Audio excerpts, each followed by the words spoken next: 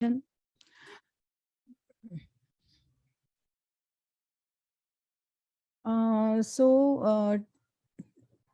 today we are here for starting the web programming session. And in web programming, we are going to learn how to design web application using JavaScript frameworks. So lot of things we are going to learn, lot of different technologies we are going to learn in this session. So I'm sharing my screen. And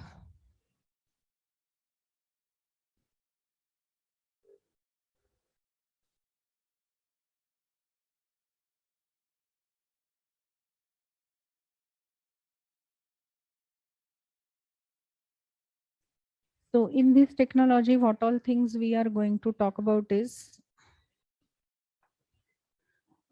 so in this we will start with HTML, then we will start with CSS. Now in this HTML, we are going to talk about HTML and HTML5. Then we will talk about CSS and CSS3. After that, we are going to talk about JavaScript. And in JavaScript, we will also talk about JSON and Ajax.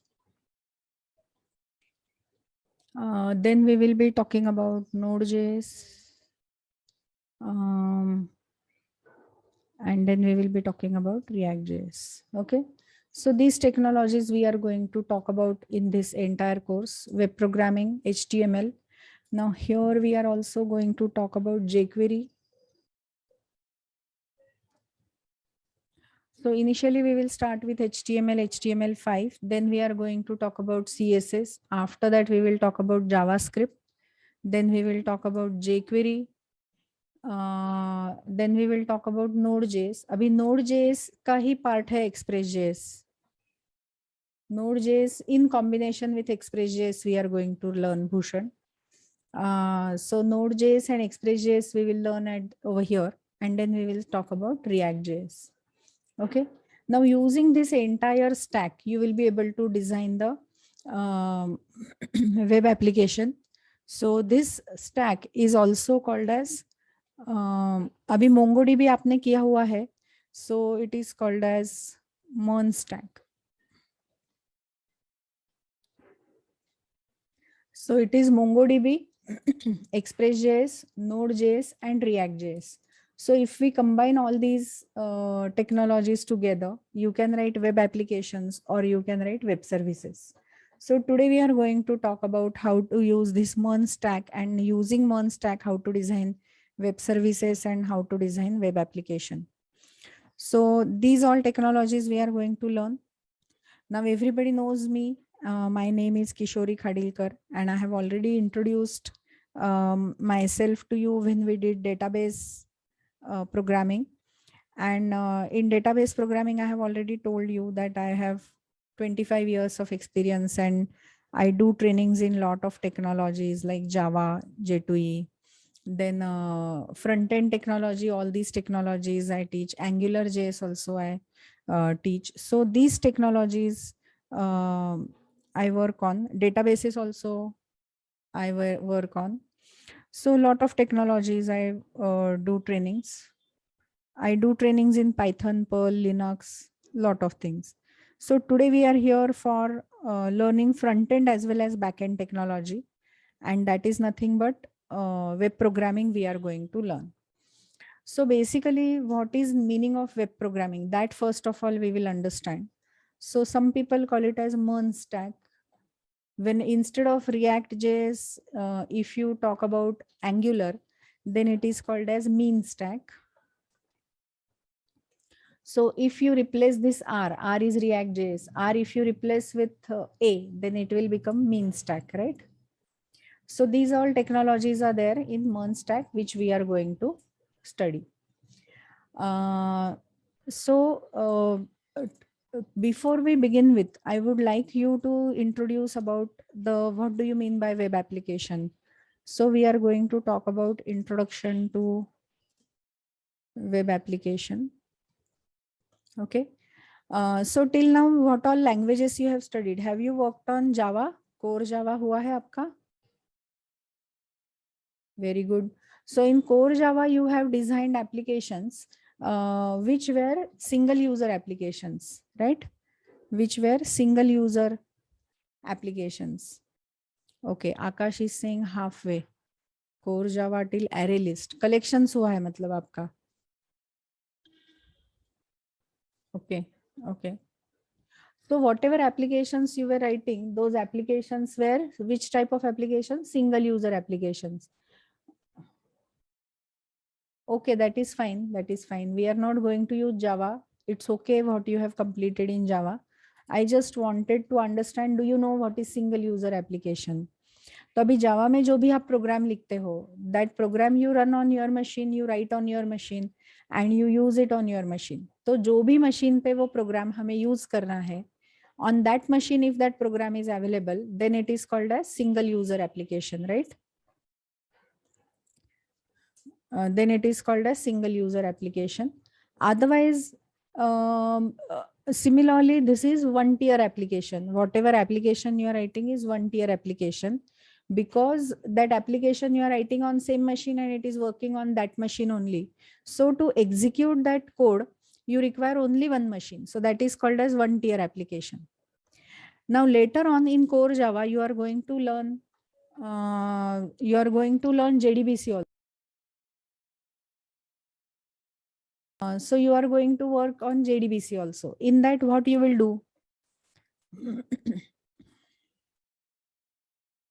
So in that, what you will do? So you will write this Java application.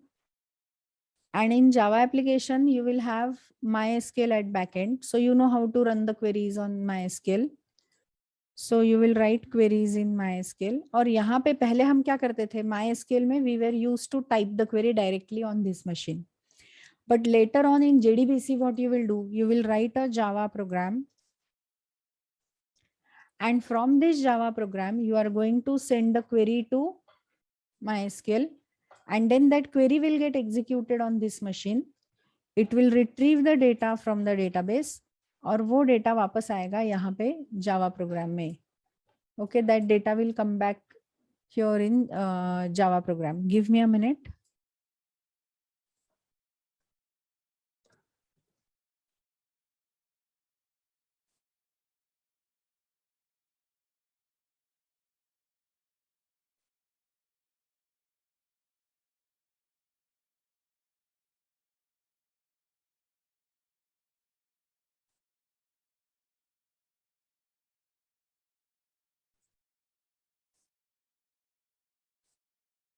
So now what we are talking about is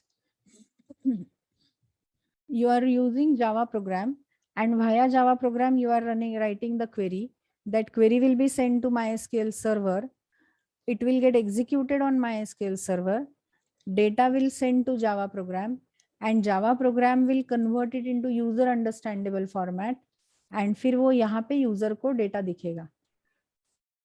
Okay, data will appear over here on the user screen. अभी इसमें ये भी single user application ही है, but it is possible that your Java program is running on one machine, जिसको हम बोलेंगे client machine, and your actual queries will run on database server, which is your backend machine. तो अभी कितने ये backend में अभी कितने मशीन्स इन्वॉल्व है इसमें?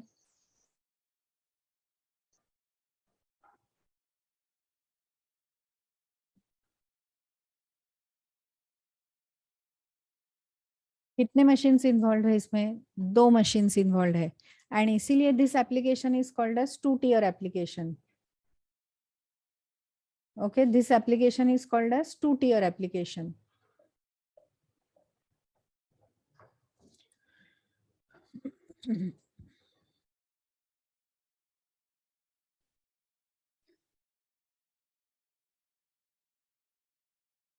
But in this problem क्या है? अभी ये जो प्रोग्राम है, it will run only on the machine जिसमें ये प्रोग्राम available है. जो भी ये प्रोग्राम अवेलेबल है, जो भी मशीन पे ये प्रोग्राम लिखा हुआ है, that program on only on that machine this code will work. बराबर.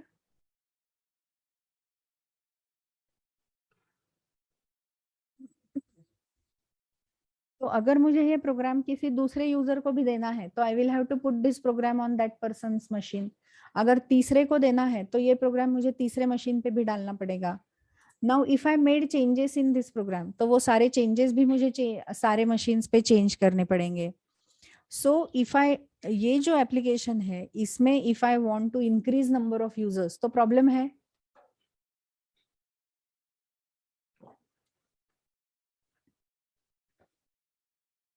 This program is needed need to be stored on machine where you need to execute it. Where you need to execute it. तो ये जो programme है, this need to be stored on a machine where you need to execute it. And hence इसमें drawback क्या है? Hence scalability. Scalability का मतलब क्या है?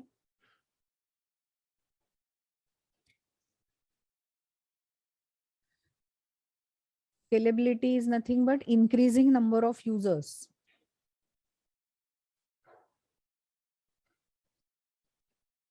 Number of users is difficult. Updating changes is also difficult.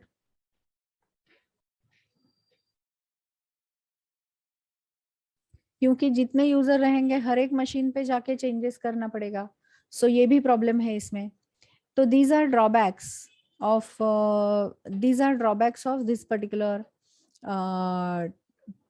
types of problem.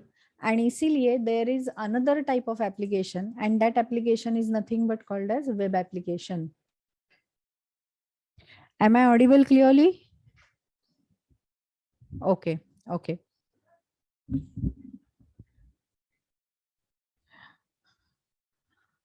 So if you check over here in this problem,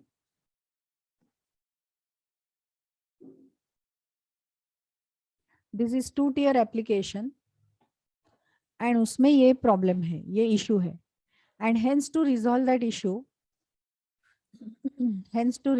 issue, there is other type of application which is nothing but called as web application. अभी web applications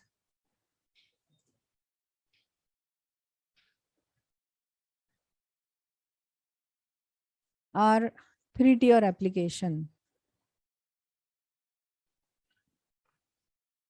तो पहले जब हम design करते थे programs तो we were used to design it like this.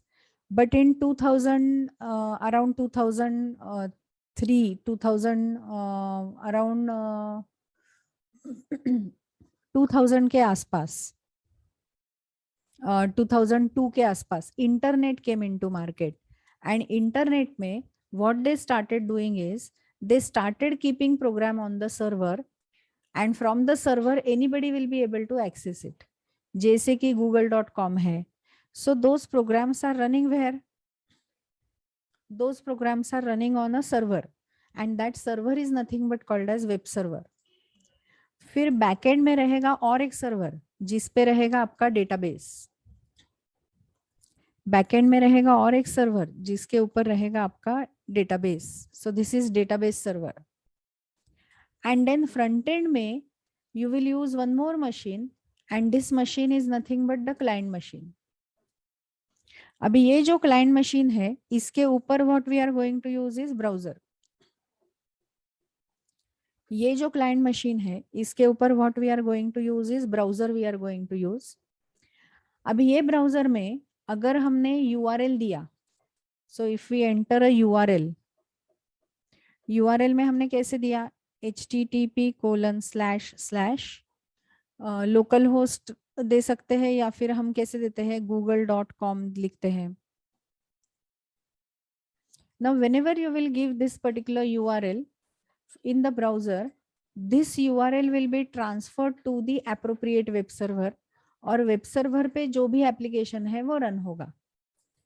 Now when this application is running, हो सकता है that it requires some data from the database, तो it यहाँ से एक query fire होगा and that query will get executed. Query या procedure अगर हमने लिखा है कोई, function लिखा है अगर हमने कोई, तो these will get executed here on the database, right? Database server पे ये वाला code execute होगा. An actual program may be written in Java or JavaScript, मतलब Node.js, instead of calling it as JavaScript, Node.js, Express.js, or if you have written the code in PHP. अभी जावा में हम उसमें use कर सकते हैं servlet, JSP, या फिर सर्वलेट जेएसपी है, फिर स्प्रिंग एमवीसी यूज कर सकते हो. सो ये टेक्नोलॉजीज यूज करके अगर आपने कोई प्रोग्राम लिखा है, या तो नोड.जेएस, एक्सप्रेस.जेएस या पीएचपी या डॉटनेट के भी टेक्नोलॉजीज यूज करके आप रन कर सकते हो. तो ये प्रोग्राम कहाँ पे रन होने वाला है? ये वेब सर्वर पे रन होगा.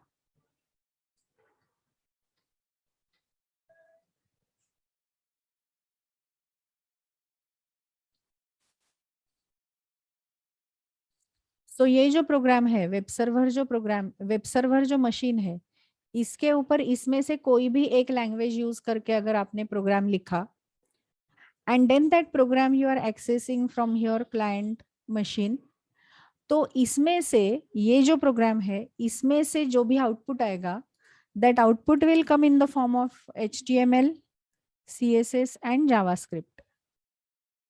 अभी इसका जो आउटपुट जनरेट होने वाला है, ये वेब सर्वर पे जो कोड रन होता है, उसका जो आउटपुट जनरेट होगा, that will get generated in the form of HTML, CSS, JavaScript. तो ये प्रोग्राम कहाँ पे रन होने वाला है? क्लाइंट मशीन पे रन होने वाला है. सो on this client machine some portion will get executed, some portion will get executed on the web server, जो hidden होना चाहिए, जो secure होना चाहिए, जो user को दिखना नहीं चाहिए, that will get executed on web server.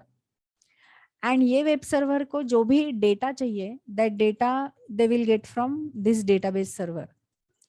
तो ये database server पे अगर सब कुछ run करना है, तो then how many machines are involved in it? Is 3 machines.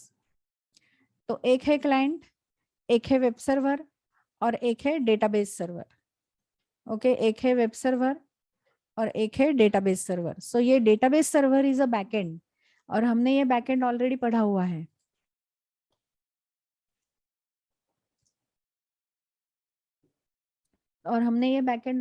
हुआ है. अभी ये बैकएंड में यहाँ पे MySQL हो सकता है, या फिर Oracle हो सकता है, या फिर MongoDB, काउचबेस DB, कुछ भी, कोई भी एक डेटाबेस हो सकता है. So that database will become backend. ये जो वेब सर्वर है, दिस विल बिकम बैकएंड. ये वेब सर्वर जो है, it will become, this is called as middle tier, this is called as middle tier, this is called as backend. And ये जो रहेगा HTML, CSS, JavaScript जो है, इसको हम क्या बोलते हैं? Front end. So when we talk about front end technologies, तो उसमें क्या क्या आता है? If you know HTML, HTML5, if you know CSS, CSS3, and if you know JavaScript,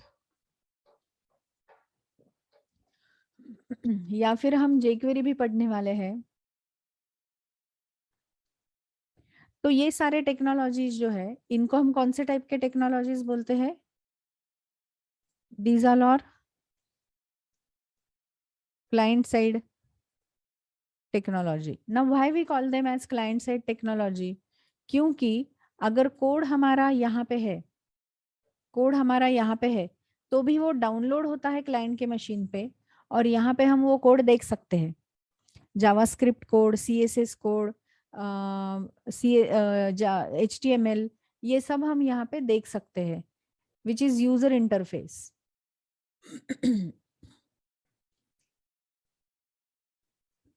तो ये जो कोड हमने लिखा है, this gets downloaded on the client machine and hence visible to the client.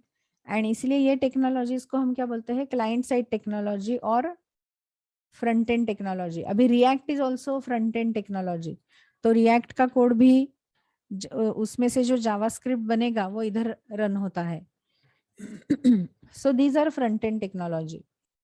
अभी मिडिल टीयर जो है, web server जो है, उसमें आप क्या क्या यूज कर सकते हो? तो जावा में कोड लिखना है तो सर्वलेट, जेएसपी, स्प्रिंग आप यूज कर सकते हो, या फिर जावास्क्रिप्ट में अगर मिडिल टीयर लिखना है तो नोड जेएस, एक्सप्रेस जेएस है।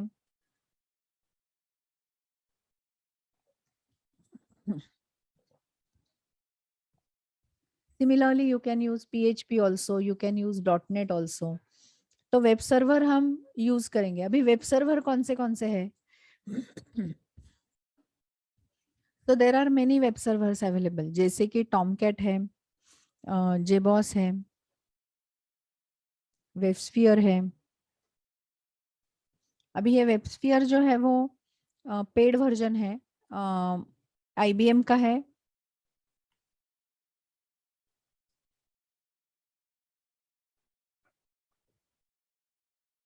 तो टॉमकैट, जेबॉस, वेबस्फियर बहुत सारे हैं। GlassFish server is also there, WildFly is there. तो ऐसे बहुत सारे सर्वर है। तो इसमें से कोई भी सर्वर के ऊपर, अगर हमने ये वाला कोड डिप्लॉय किया तो ये कोड रन कहाँ होगा? यहाँ पे होगा, ये जो वेबसाइट इसके ऊपर होगा। एंड देन एक्चुअल क्वेरीज जो होंगे वो डेटाबेस सर्वर में एग्जीक्यूट होंगे। एंड यहाँ पे अभी 3 मशीन इन्वॉल्व है, एंड इसीलिए इसको हम कौन से टाइप का मशीन बोलते हैं, कौन से टाइप का एप्लीकेशन बोलेंगे? 3 टियर एप्लीकेशन, क्योंकि इसमें 3 machines are involve, client machine, server machine and backend machine. तो 3 मशीन्स इन्वॉल्व है, एंड इसीलिए हम इसको कौन सा बोलते हैं application? 3 tier application. So this type of application we call it as 3 tier application. So हम जो पढ़ने वाले हैं that is 3 tier application. But हम शुरुआत कहाँ से करेंगे? We will start from client side technology. फिर ये होने के बाद हम server side technology पढ़ेंगे, and then by using this technology we will connect to the database for getting the data. So this is called as 3 tier application.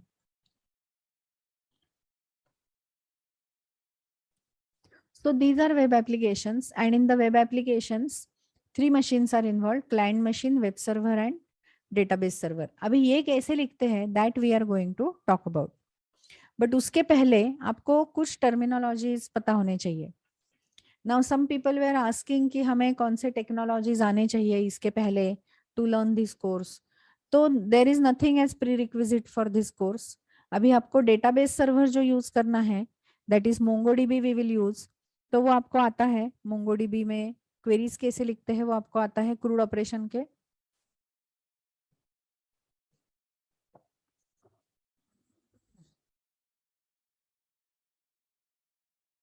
तो that is sufficient enough. और अभी ये जो कंसेप्ट मैं explain कर रही हूँ, this concepts you should no. Okay, ये जो कंसेप्ट मैं एक्सप्लेन कर रही हूँ तो ये कंसेप्ट आपको पता होने चाहिए। And then we will use MongoDB at the back end whenever we will do the database connectivity. Rishabh, आप MySQL के साथ भी कनेक्ट कर सकते हो, बट यूजुअली Node.js में जो मीडिया टाइप के एप्लीकेशंस हम यूज करते हैं उसमें यूजुअली MongoDB यूज होता है। तो MongoDB के क्वेरी हम Node.js के थ्रू एग्जीक्यूट करेंगे। You don't worry, we will see that time. So ये जो कॉन्सेप्ट मैंने अभी एक्सप्लेन किया, तो इसमें ये जो कोड हम देते हैं, जैसे कि अगर हमारा क्लाइंट मशीन है तो क्लाइंट मशीन में हम क्या क्या देते हैं? URL देते हैं। And in this URL we write something like this, जैसे कि अगर मैंने लिखा http:// google.com और उसके बाद हमने लिखा /index.html, ऐसे अगर हमने कुछ कोड लिखा तो ये जो URL है, this URL is divided into parts. अभी इसमें से ये जो पार्ट है, this is nothing but called as protocol.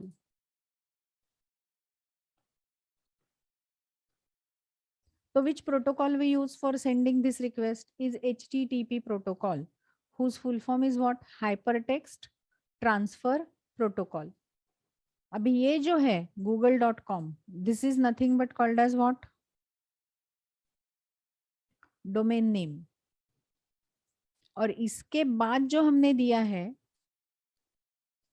index.html, this is called as path, or some people in some technology it is called as extra information, or you may call it as file name जो हमें access करना है.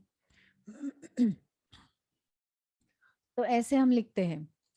अभी ये जो domain name है, this domain name comprise of, अभी internally ये डोमेन नेम से हमें क्या क्या मिलता है? तो we get the IP address and port number.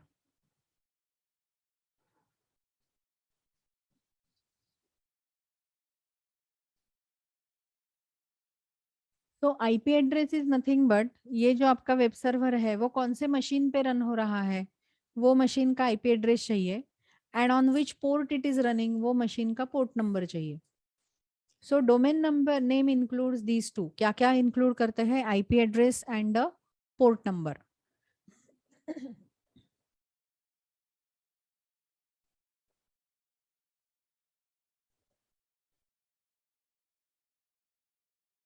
But right now जब हम ये एप्लीकेशन लिखेंगे तो हमारे पास 3 अलग अलग मशीन नहीं रहेंगे, एंड इसीलिए एक ही मशीन पे हम वेब सर्वर भी रन करेंगे, उसी मशीन पे हम डेटाबेस भी रन करेंगे, और उसी मशीन पे हम क्लाइंट भी रन करेंगे. एंड इसीलिए हमारा यूआरएल जो होगा वो कैसे होगा? http:// और इधर हम लिखेंगे लोकल होस्ट. अभी लोकल होस्ट मतलब क्या? Same machine. फिर हमारा वेब सर्वर कौन से पोर्ट पे रन हो रहा है? तो 3000, 2000, 4000 जो भी पोर्ट नंबर हमने दिया है वो. And then over here I will have to write the application which is deployed on this particular machine जो हमें execute करना है, and within that application which file we want to run. तो ये हमें लिखना पड़ेगा. अभी इसमें से ये तो पता है ये क्या है? This is called as what? This is called as what? Protocol. कौन सा है protocol? HTTP Hypertext Transfer Protocol. अभी डोमेन नेम की जगह पे हमने क्या दिया है? It is equivalent to IP address of current machine and this is called as port number. अभी हमारे पास डोमेन का नाम नहीं है इसलिए हमने यहाँ पे IP address and port number दिया है, बराबर. अगर डोमेन नेम होता तो ये हिडन होता था. फिर हमने बोला ये मशीन पे 3000 पे जो भी सर्वर रन हो रहा है उसके ऊपर एक एप्लीकेशन है जिसका नाम है माई ऐप. तो this is called as context root. ये जो एप्लीकेशन का नाम रहेगा जो हम एक्सेस करना चाहते हैं, this is called as context root.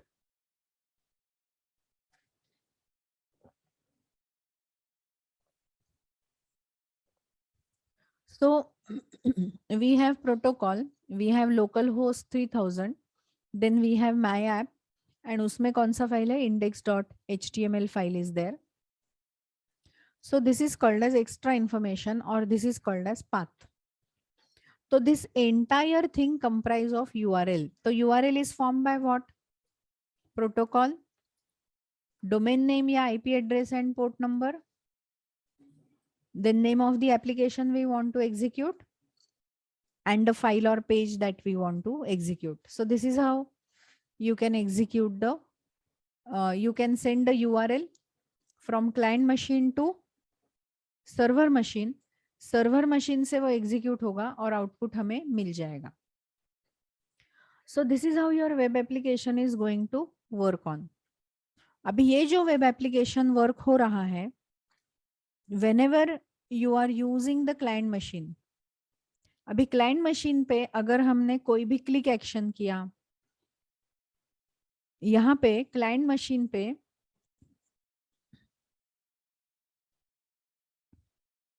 अभी ये वर्क कैसे होता है दैट वी विल सी.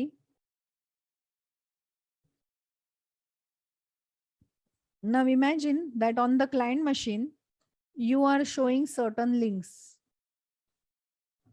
तो ये क्लाइंट मशीन पे हमें बहुत बार क्या दिखता है, लिंक्स दिखता है, या फिर बटन्स रहते हैं, या फिर कोई इमेजेस रहते हैं.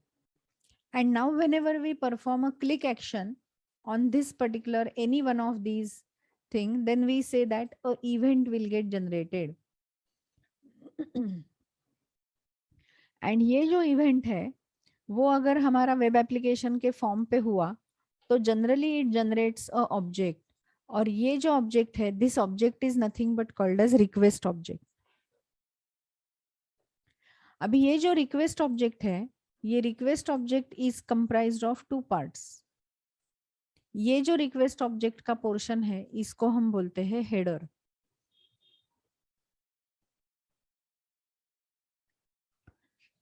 एंड दूसरा जो पार्ट है,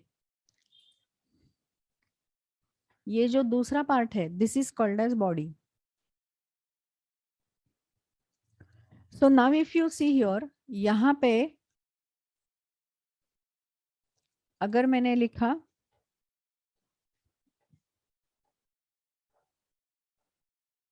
flipkart.com तो मैंने एक URL भेजा. अभी जैसे ही मैं यहाँ पे flipkart.com भेज रही हूँ तो one of the request will go to the server. अभी ये जो है, ये URL जब हमने भेजा तो दिस रिक्वेस्ट, एक रिक्वेस्ट ऑब्जेक्ट जनरेट हुआ और ये रिक्वेस्ट ऑब्जेक्ट में हेडर में हमारा URL गया. And because of this request to the server, this server had generated another object. अभी via this request the input will go to the web application. अभी ये web application क्या बनाएगा? It will generate another object which is divided into 3 parts. And ये जो object है इसको हम बोलते हैं server. So this is nothing but called as header.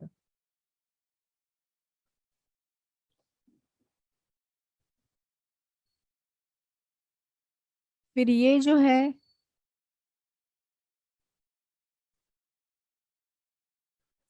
actually this is header. ये जो है this is called as status, response status. And ये जो है this is called as body of response.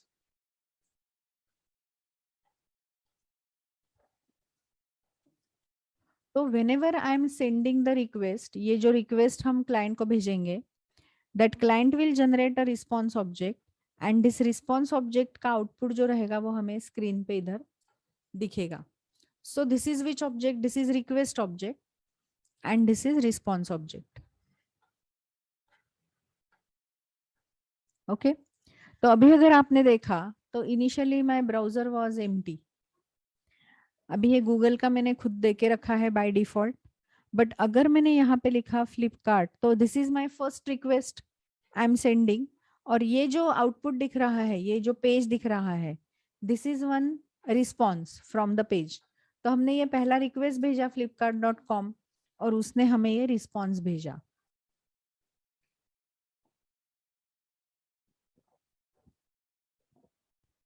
ना ऑन दिस पेज अगर मैंने यहाँ पे भेजा मोबाइल, तो मैंने यहाँ पे मोबाइल टाइप करते ही और एक रिक्वेस्ट चला गया यूजर के पास, मतलब सर्वर के पास. And that server has fetched various mobiles. एंड वो मोबाइल, मतलब ये जो हमने इनपुट दिया है उस हिसाब से उसने हमें प्रोडक्ट्स दिखाए.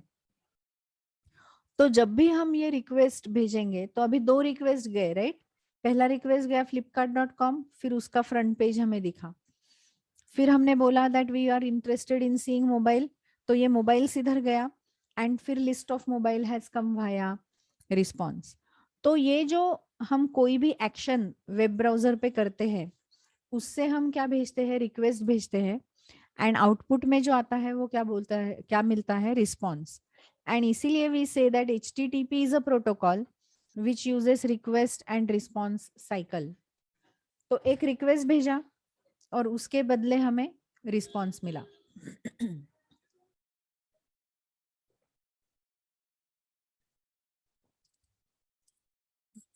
तो उसके बदले हमें रिस्पॉन्स मिला।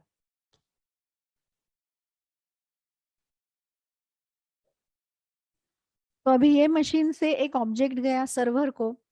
अभी सर्वर में ये whenever you use such applications, तो मेनी टाइम्स इट हैपेंस कि आप यहाँ पे एक फॉर्म भरते हो, लॉगिन नेम एंड पासवर्ड अगर आपने भरा इधर, यहाँ पे अगर आपने एक पेज खोला and suppose that page is login page, तो ये आपने काफी बार यूज किया रहेगा बराबर, bookmyshow.com या फेसबुक में, तो आप लॉगिन करते हो। अभी लॉगिन जब आप करते हो तो are you passing user name and password, are you passing user name and password. और यहाँ पे जब आप लॉगिन पे क्लिक करोगे बटन पे, तो यहाँ से एक रिक्वेस्ट ऑब्जेक्ट जाएगा सर्वर के पास, यहाँ से एक रिक्वेस्ट ऑब्जेक्ट जाएगा सर्वर के पास। अभी ये यूजर नेम और पासवर्ड सर्वर को भेजना है, तो ये किस में स्टोर होगा, ये ऑब्जेक्ट के ये पोर्शन में स्टोर हो जाएगा। फिर आपके मशीन का आईपी एड्रेस, कौन सा एप्लीकेशन ने डेटा भेजा है, वो सब कहाँ स्टोर हो जाएगा, हेडर में स्टोर हो जाएगा। And from this request object the data will go to the server. फिर सर्वर ये यूजर नेम और पासवर्ड रिट्रीव करेगा और चेक करेगा कि हमारे डेटाबेस में ये यूजर नेम और पासवर्ड है क्या। अगर है तो सक्सेसफुल लॉगिन ऐसे एक मैसेज डाल के एक रिस्पॉन्स ऑब्जेक्ट बनाएगा। तो वो मैसेज कहाँ से आएगा, बॉडी से आएगा। तो ये बॉडी पोर्शन में it will store this message, यहाँ पे हेडर रहेंगे जिसमें पूरा इंफॉर्मेशन रहेगा कि ये जो मैसेज है वो कौन से फॉर्मेट में है, उसका लेंथ क्या है, कौन से सर्वर के आईपी एड्रेस से डेटा आया है, ये पूरा इंफॉर्मेशन इधर हेडर में रहता है। एंड स्टेटस जो है, अगर सक्सेसफुल कंप्लीट हुआ तो 200 रहता है, अनसक्सेसफुल कंप्लीट हुआ तो 404। तो कभी कभी आपको एरर आता है ना, 404 पेज नॉट फाउंड। तो अगर आपने कोई रिक्वेस्ट भेजा और वो रिक्वेस्ट के लिए अगर आपको कोई पेज नहीं मिला, तो यहाँ पे स्टेटस डालता है वो, 200 का मतलब है सक्सेस, 400 का मतलब है page not found, and there is another possible number is 500 and something.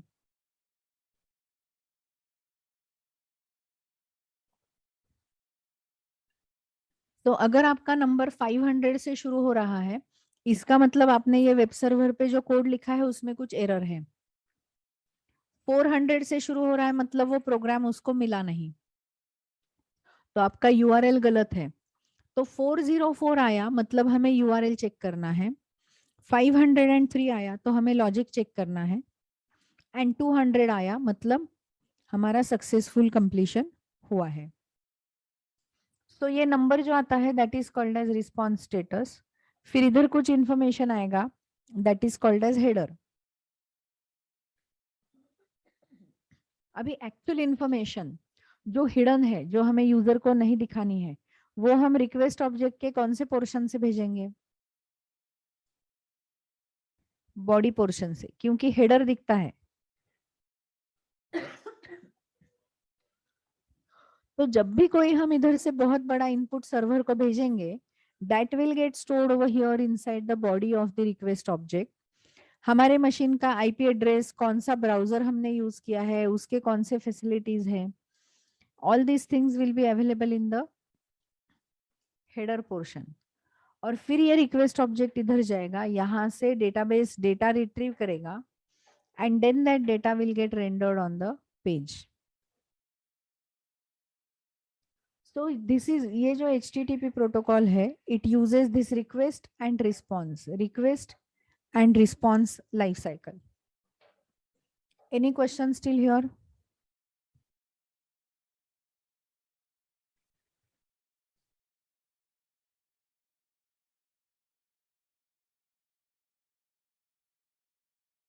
So this is how your code is going to work, request and response.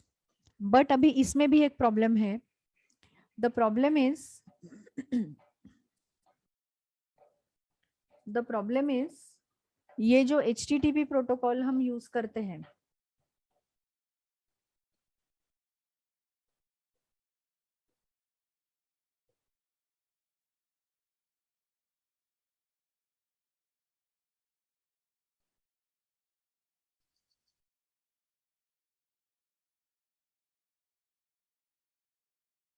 ये जो प्रोटोकॉल हम यूज करते हैं HTTP protocol, it's a stateless protocol.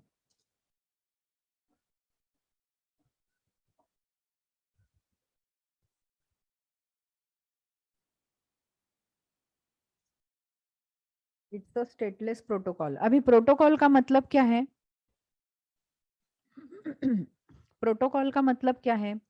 Protocol is nothing but rules, rules of communication, set of rules of communication. जैसे कि हमें अगर telephonic communication करना है तो रूल्स क्या है? दैट अगर किसी ने मुझे फोन किया, that if I called Kajal, then Kajal will pick up the phone and Kajal will say hello, तो मुझे समझ में आ जाएगा दैट मुझे समझ में आ जाएगा कि काजल ने फोन पिकअप किया है। Then I will communicate with her, तो जब मैं बात कर रही हूँ तो काजल विल कीप क्वाइट, जब काजल बात कर रही है तो I will keep quiet, unless हम दोनों झगड़ा कर रहे हैं। एंड फोन पे whenever you are talking, is it a undefined rules? ये हमें पता है रूल्स, राइट? ये दोनों एक साथ बात करते हैं, all these rules are known. तो ये टेलीफोनिक कम्युनिकेशन के रूल्स है। वैसे ही एक मशीन दूसरे मशीन से जब कम्युनिकेट करना है तो ये हेडर से क्या क्या इंफॉर्मेशन आनी चाहिए, कौन सा इंफॉर्मेशन बॉडी से आना चाहिए, हेडर में कौन से हेडर सेट होने चाहिए, ये जो रूल्स है, all these rules are covered inside this HTTP, and इसीलिए ये रूल्स का बंडल है, and hence it is called as protocol. सो प्रोटोकॉल का मतलब है कि जब ये मशीन इसके साथ कम्युनिकेट करेगा तो रिक्वेस्ट ऑब्जेक्ट में उसको बताना पड़ेगा कि ये कौन से फॉर्मेट में डेटा आ रहा है, तो वो कौन से हेडर को असाइन करेगा, तो कंटेंट टाइप। अभी कितने कंटेंट आ रहे हैं वो अगर हमें देखना है तो then we will have to know the content length. तो ऐसे काफी सारे अलग अलग हेडर है जिसके वैल्यू ये क्लाइंट सेट करता है, so that server understands what client want to say. And this set of rules is nothing but called as HTTP protocol. Have you understood the meaning of protocol?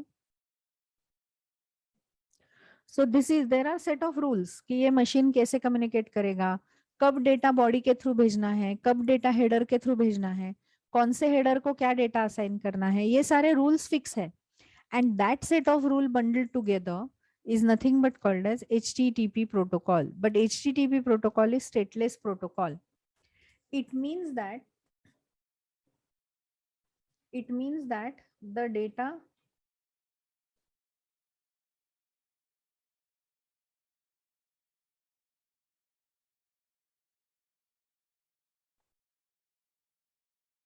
we send through request object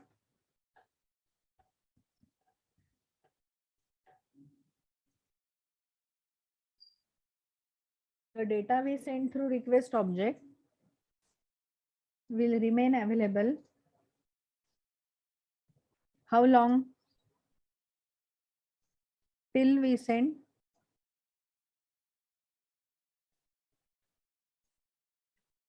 response object. तो जब तक response object नहीं आता है तब तक उसको याद रहता है। तो अभी इमेजिन करो दैट यहां से हमने लॉगिन भेजा and it is sending login successful. अभी जैसे ही लॉगिन सक्सेसफुल का मैसेज आएगा तो ये सर्वर जो है ये भूल गया कि यूजर ने लॉगिन नेम और क्लाइंट ने पासवर्ड क्या भेजा था, ये भूल जाएगा। अभी इसके बाद अभी इमेजिन करो कि आपने bookmyshow.com किया है, if you are accepting bookmyshow.com।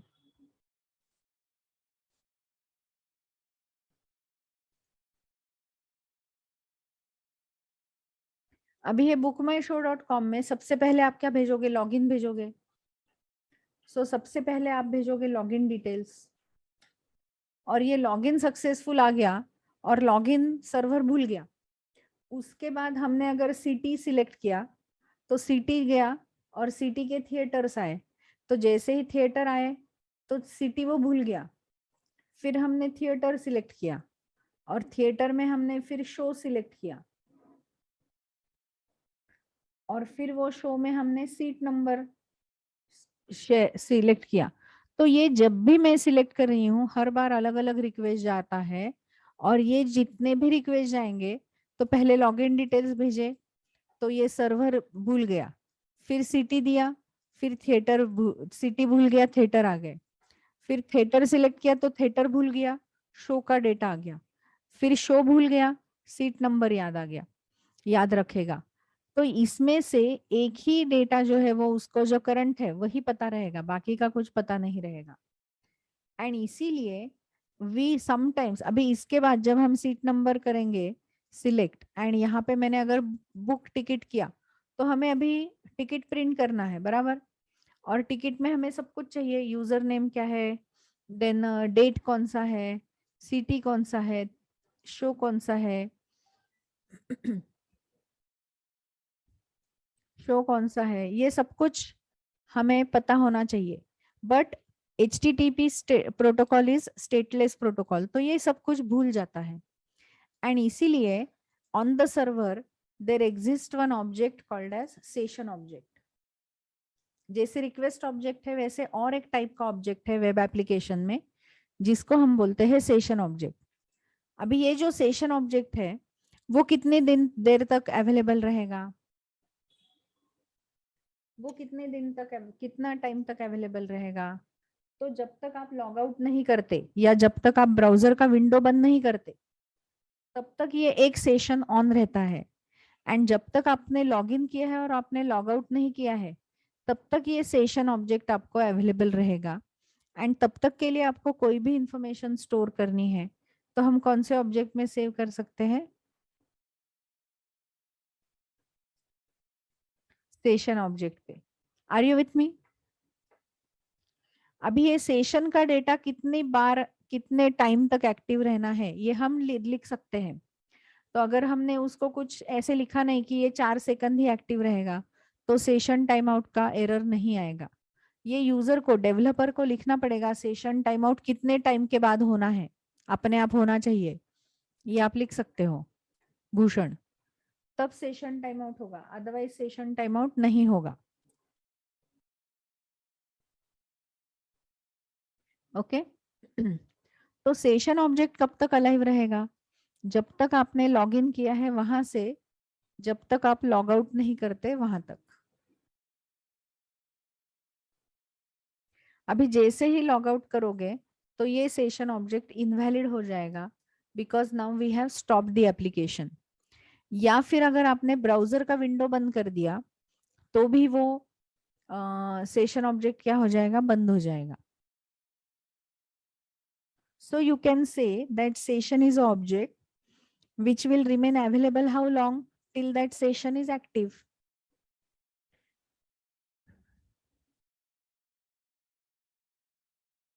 So usually what we say, it is a stateless protocol, so data we send through request object will remain available till send response back to the client, and hence to retain information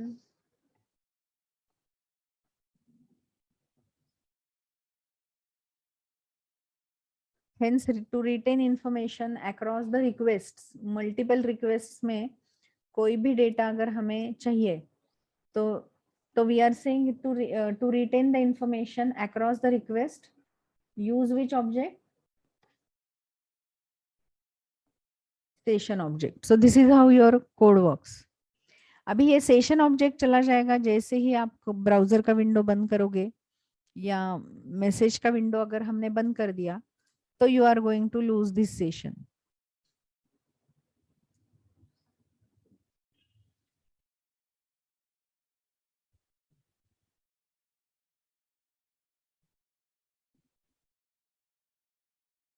So any question anybody has? Session object, request object and response object. तो जब हम web application लिखेंगे तो we are going to use all these object, session object, cookies क्या है, request क्या है, response क्या है। अभी सिर्फ आपको वर्किंग समझना है। नाउ द क्वेश्चन इज, ये जो नेटवर्क रहता है, this networks are of two types, one is called as intranet and another one is called as internet. Now there are certain services which should be available 24/7 and इसीलिए there exists a set of servers somewhere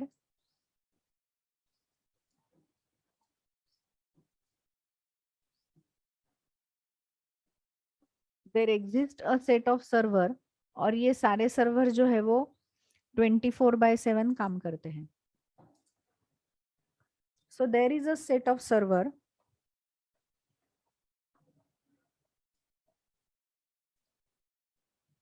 So this set of server is accessible how much time? 24/7. ये कभी बंद नहीं होता है. Okay, ये कहीं बंद नहीं होता है. These servers can be accessed via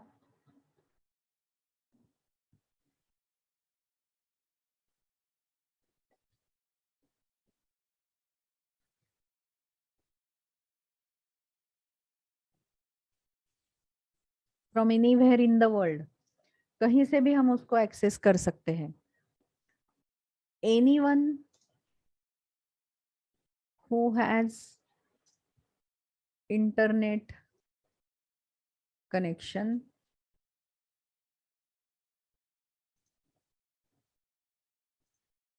can use it. तो ये जो सर्वर है ये 24 by there is a set of server which runs for 24/7 and these servers can be accessed from anywhere in the world and anyone who has internet connection can use it. तो then ये जो network है this is called as WWW, World Wide Web, and W3C organization manages these servers. तो अगर आपको आपका data जो है या आपका साइट जो है वो सबको एक्सेसिबल होना चाहिए, ऐसी अगर आपकी रिक्वायरमेंट है तो देन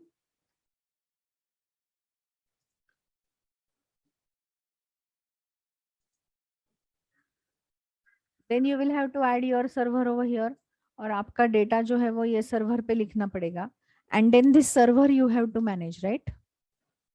W3 मैनेजेस. W3 एक इंस्टीट्यूशन है विच या ग्रुप ऑफ कंपनीज है who manages this world wide network. Have you understood the meaning of WWW?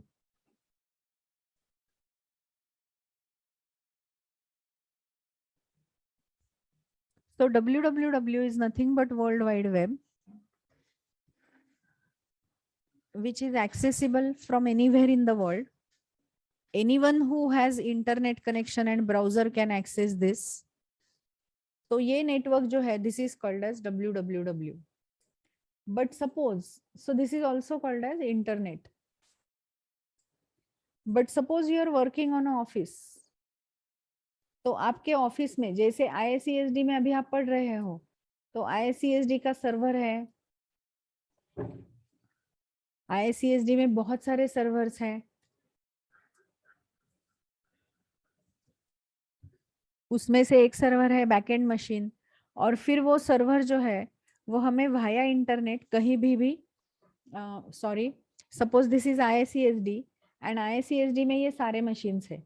अभी ये मशीन्स एक दूसरे को कनेक्टेड है. ये सारे मशीन्स एक दूसरे को कनेक्टेड है. सो is it a network now?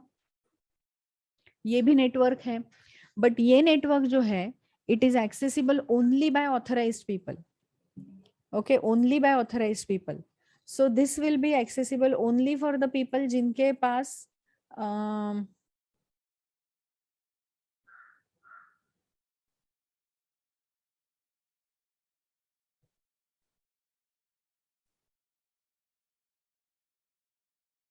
तो ये जो है this will be accessible only for the authorized people who are employees of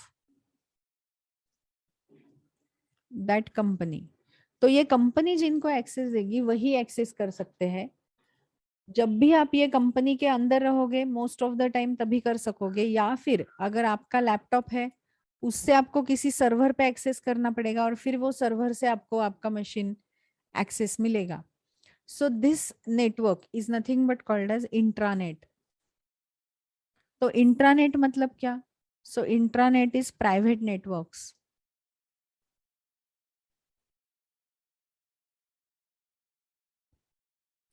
which are accessible to few users. That is called as intranet, or instead of calling it as few users is to authorized users only. तो अभी अगर आप take Mahindra में काम कर रहे हो तो क्या कोई भी टेक महिंद्रा का सर्वर एक्सेस कर सकता है क्या? By adding techmahindra.com? नो। तो टेक महिंद्रा वाले लोग जो है उन्होंने जिनको अथॉरिटी दिया है, जिनको एक्सेस दिया है, only those people can access these system. But अभी कभी कभी टेक महिंद्रा में जो लोग काम करते हैं उनको यहाँ से इंटरनेट से डेटा चाहिए, तो do they need to connect from here to internet? तो यस। एंड जब आप कंपनी में काम करते हो तो इंटरनेट को डायरेक्ट एक्सेस नहीं रहता है। The reason behind it is internet पे कुछ भी डेटा रहता है, any amount of data is there, and वो सिक्योर नहीं है। एंड इसीलिए अगर आप किसी कंपनी में काम करते हो and if you want to use this network, तो सबसे पहले जब आप रिक्वेस्ट भेजोगे google.com, तो वो डायरेक्टली www को नहीं जाएगा, it will go to this server.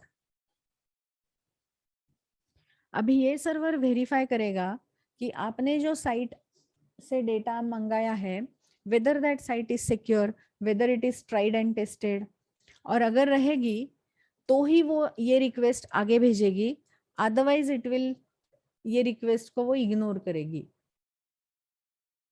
Okay, otherwise ये रिक्वेस्ट को वो इग्नोर करेगी। तो ये जो सर्वर है this is called as proxy server.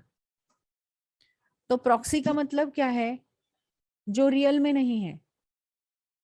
Okay, proxy का मतलब है not the one who is real, that is proxy.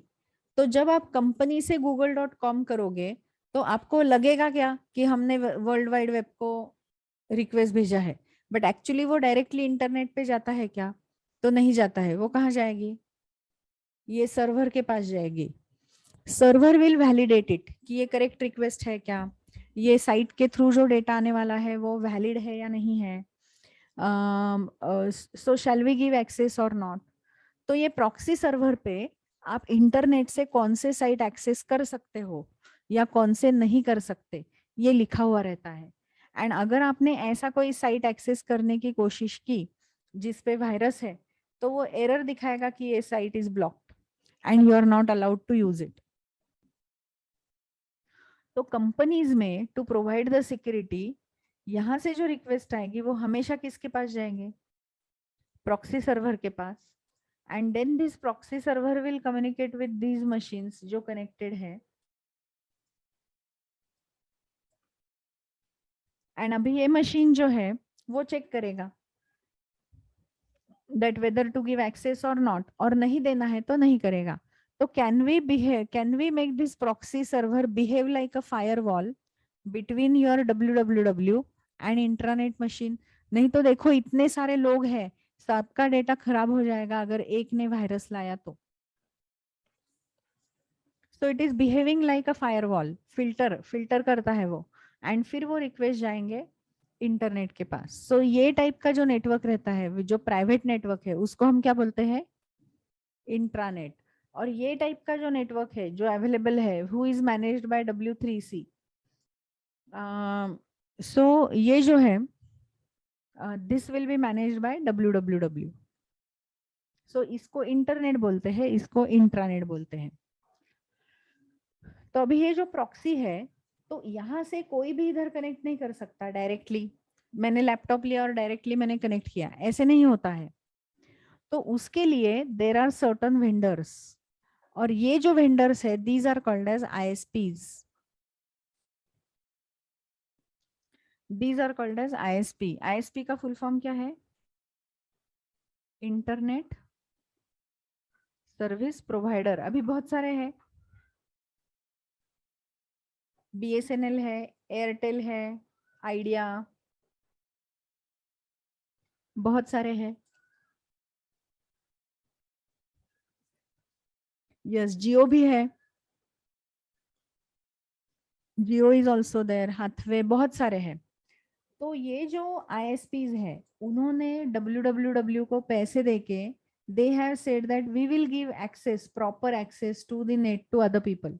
तो ये हमें बीच बीच में अभी एक इंटरफेस है। तो अभी ये प्रॉक्सी सर्वर को अगर ये इंटरनेट एक्सेस करना है तो आप कंपनी के आईएसपी के थ्रू कनेक्ट होंगे, फिर ये ISP data it will send here, फिर यहाँ से डेटा आएगा यहाँ पे। Okay, so our communication will go via one provider, and that provider is nothing but called as what? Which provider? Internet service provider. तो ये कनेक्टिविटी अगर आपके पास नहीं है या ये कनेक्शन अगर आपके पास नहीं है तो क्या आप इंटरनेट एक्सेस कर सकते हो? तो नहीं कर सकते। So from anywhere, no matter company का प्रॉक्सी कनेक्ट कर रहा है या आप आपके घर से अगर आपका लैपटॉप यूज करके कनेक्ट कर रहे हो, सो इन एनी केस हमें किसके साथ कम्युनिकेट करना पड़ता है? Internet service provider, and only via ISP our request will go to the server. तो अभी इमेजिन करो कि यहां से रिक्वेस्ट भेजा है google.com। अभी ये आएगा कहां से? यहां से अगर मैंने ये google.com का रिक्वेस्ट भेजा तो वो यहां से पहले आएगा किसके पास? प्रॉक्सी सर्वर के पास।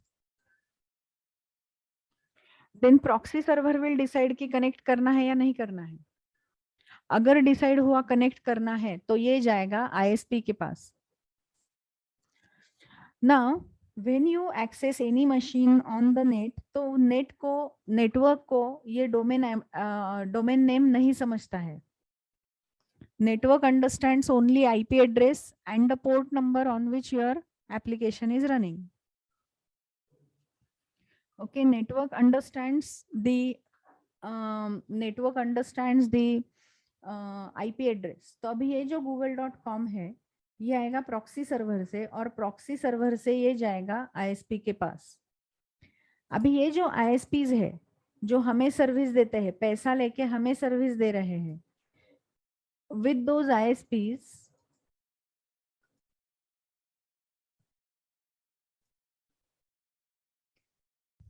अभी ये आईएसपी के पास और एक सर्वर रहता है, and this server is nothing but called as DNS servers. These servers are called as DNS server. तो DNS सर्वर क्या काम करेगा? तो it will convert domain name. अभी ये जो डोमेन नेम आएगा ये आएगा DNS सर्वर पे। DNS server will convert it into IP address and protocol.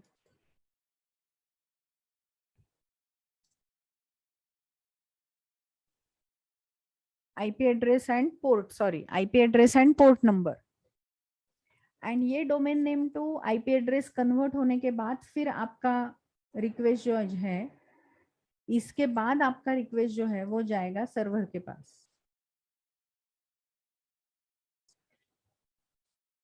तो DNS server will convert domain name into IP address, and फिर वो ये रिक्वेस्ट जो आपका आया है वो वाले आईपी एड्रेस को भेजेगा। सो वो request will be managed by him. Then अगर दूसरा रिक्वेस्ट इसके लिए है तो ये सर्वर उसको मैनेज करके रिस्पॉन्स भेजेगा, फिर वो रिस्पॉन्स इधर आएगा और यहाँ से हमारे मशीन को आएगा। तो this is how the communication happens between the network. तो ये है इंट्रानेट, ये है proxy server, this is ISP service provider. उसके बाद जो सर्वर है वो डीएनएस नेम्स है, and then the name that you are adding in the list, it is telling you that अभी यहाँ से क्या, ये रिक्वेस्ट जो है वो कहाँ पे आएगा? प्रॉक्सी सर्वर पे आएगा। Proxy server will send it to whom? To ISP. ISP will give it to whom? To DNS. DNS will convert it into IP address.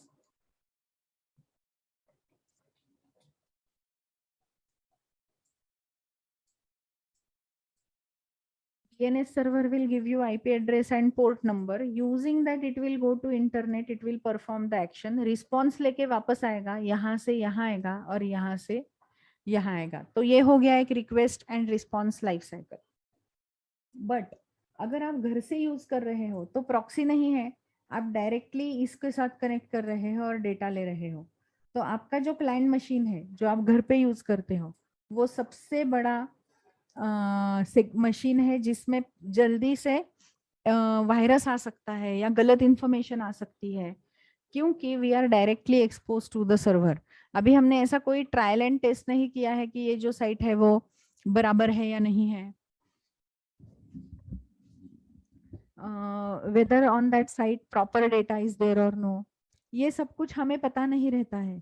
तो अगर हमने कोई गलत साइट एक्सेस करी तो हो सकता है कि हमारे मशीन पे गलत डेटा आ जाएगा, because our machine is fully expose to the internet, where यहाँ पे सिक्योरिटी है, फायरवॉल्स है। So this is how it works, right?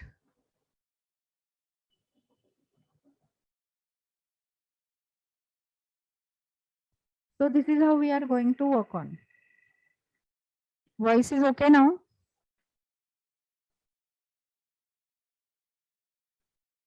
Am I audible?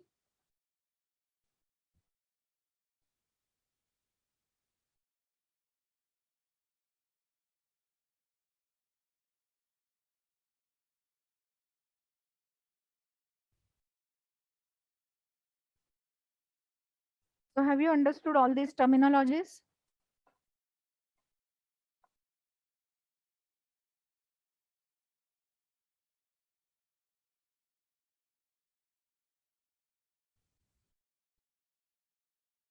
तो अगर हमने हमारे मशीन से कनेक्ट किया तो you also require ISP account, और फिर वह ISP account domain name server पे लेके जाएगा, फिर आईपी और पोर्ट में कन्वर्जन होगा।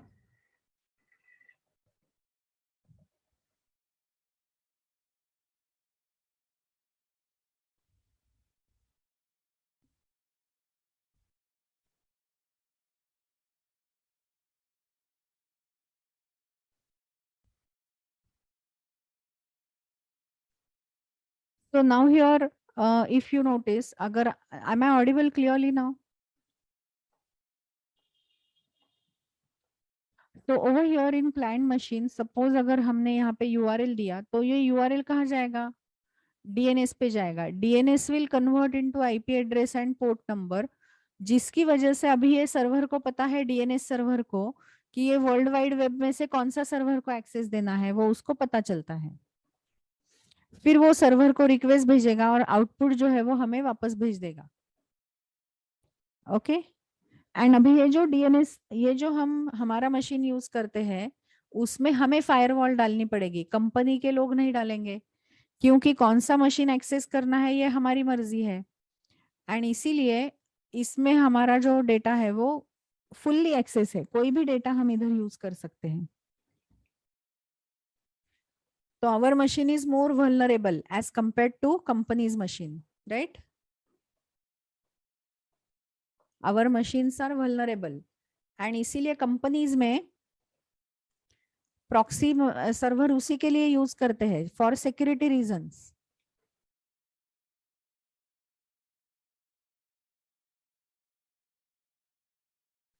सिक्योरिटी रीजंस के लिए प्रॉक्सी सर्वर यूज करते हैं। So these are the basic concepts which you need to understand. DNS क्या है, प्रॉक्सी क्या है, ISP क्या है। So the site which is available on www, वो अगर एक्सेस करना है तो इंटरनेट की जरूरत है, बट अगर हम हमारे मशीन पे ही ले रहे हैं, अगर हम हमारे मशीन पे ही कोड लिखेंगे, हमारे मशीन पे ही अवेलेबल है वो कोड, तो we don't require ISP, right? फिर हमें इंटरनेट की जरूरत नहीं है। इंटरनेट की जरूरत कब पड़ेगी? If you want to access the application which is on which is accessible via ISP, तो ही इंटरनेट की जरूरत पड़ेगी, अदरवाइज इंटरनेट की जरूरत नहीं है। ओके, अदरवाइज इंटरनेट की जरूरत नहीं है।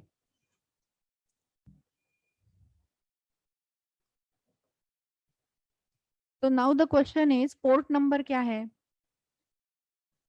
तो अभी ये जो मशीन है जो www पे काम कर रहा है, सपोज google.com है, अभी ये सर्वर पे it is possible that there is one application जो गूगल मैप के लिए वर्क करता है,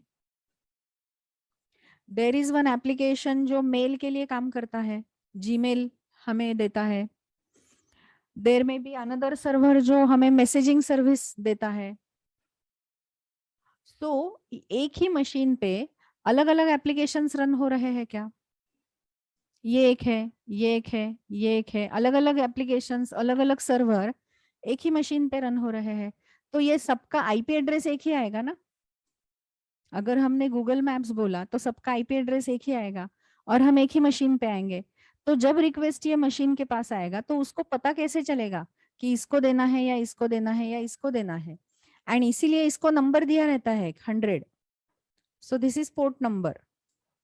इसको दिया रहेगा 2000, तो ये है पोर्ट नंबर। इसको दिया है सपोज 3001, तो ये है port number. So now on this IP 100 port number, तो ये वाला एप्लीकेशन एक्सेस होगा। ये आईपी एड्रेस 2000 पोर्ट नंबर, तो ये वाला एप्लीकेशन एक्सेस होगा। Right, so this is what is called as port number. तो port number is like logical address. एक ही मशीन पे अगर 3 सर्वर रन कर रहे हैं तो हमें उनको अलग अलग नंबर देने पड़ते हैं इंटरनली टू अंडरस्टैंड कि कौन सा एप्लीकेशन एक्सेस करना है, and that is what is nothing but called as port number. Easy to understand?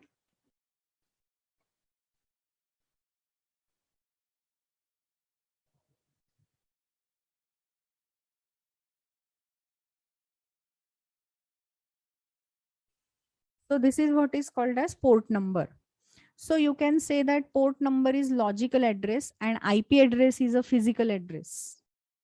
Okay, IP address is a physical address, port number is a logical address. तो एक बार आप server के पास आ गए तो within that server which application to identify that there is a number available and that number is nothing but called as port number. तो जैसे कि अभी हम हमारे मशीन पे भी डेटा रन करने वाले हैं, बराबर।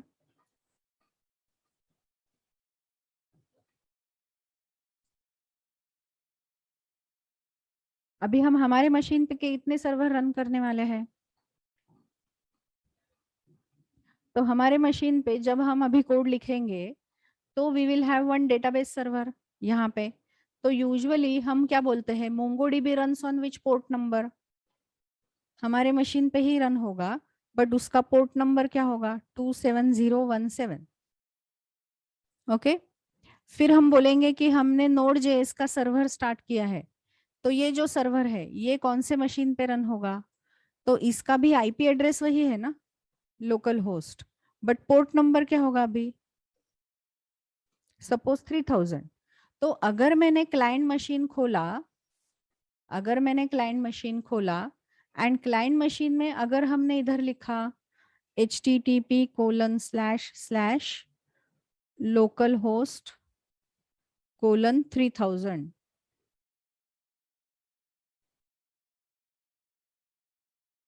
तो कौन सा एप्लीकेशन एक्सेस होगा, ये वाला। तो हो सकता है कि हमने यहाँ पे Node.js का एप्लीकेशन लिखा है। अभी सपोज हमारे ही मशीन पे और एक सर्वर है जो कि है टॉमकैट। अभी ये टॉमकैट सर्वर जो है it usually runs on port 8080, 8080 port पे काम करता है। तो अगर ये सर्वर हमें एक्सेस करना है और या ये सर्वर के ऊपर का कोई एप्लीकेशन एक्सेस करना है तो आप क्या लिखोगे http:// अभी ये भी हमारे ही मशीन पे है तो लोकल होस्ट कोलन और इधर हमने क्या दिया 8080। So am I running multiple servers on single machine at different port? Am I running multiple applications on the same machine, multiple servers on the same machine at different numbers, and those numbers are nothing but called as port number. And इसीलिए अगर हमें कोई भी application run करना है तो we require IP address as well as port number. तो ये दोनों छुपा कहाँ पे रहता है, डोमेन नेम में। अभी डोमेन नेम क्यों होता है, बिकॉज अगर मैंने आपको बोला कि google.com एक्सेस करना है तो आपको ऐसे करना है 168.23.2, तो आपको याद रहेगा, ये याद रखना इजी है या google.com याद रखना इजी है?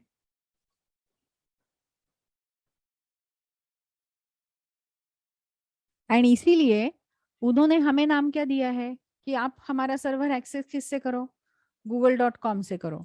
And then it will ISP will convert it into this, और फिर हमारा रिक्वेस्ट इसके पास जाएगा। बट हमें याद रखने के लिए ये नाम हम यूज कर रहे हैं। So is it a domain name we are using?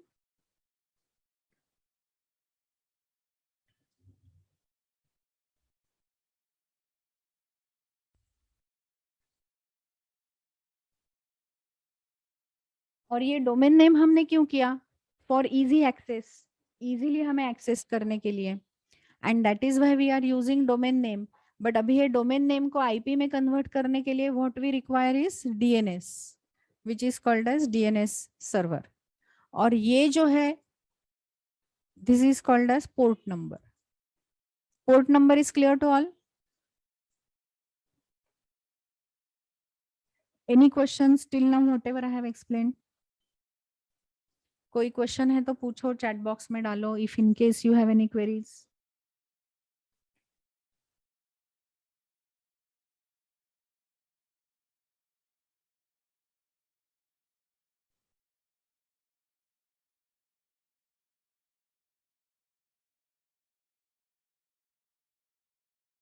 Karishma, Tomcat is a web server.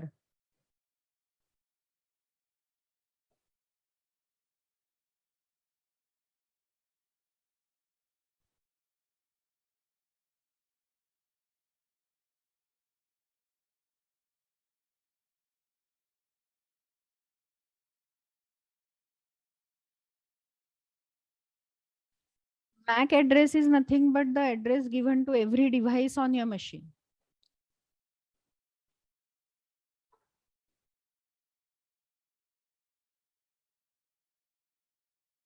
Omkar is saying why we are not going to use web and server on internet for practice rather than local host. ओंकार, उसके लिए हमेशा हर बार network होना जरूरी है, एक चीज। दूसरी बार वहां पे लिमिटेड फैसिलिटीज रहेंगे, एंड अगर हमें कुछ एक्स्ट्रा चाहिए तो पे करना पड़ेगा, जो सबको पॉसिबल नहीं है। अगर आपको करना है तो आप कर सकते हो ओंकार।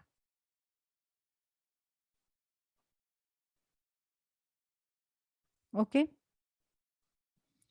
वैभव, आईएसपी नहीं होता तो हम डायरेक्ट एक्सेस नहीं कर सकते, क्योंकि अगर सभी लोगों को डायरेक्ट एक्सेस दिया तो सिक्योरिटी का इश्यू आएगा, फिर पैसा किसको मिलेगा, ये नेटवर्क जो इतना सब बनाया है उसका मेंटेनेंस कौन करेगा, ये सारे प्रॉब्लम्स आएंगे, बराबर।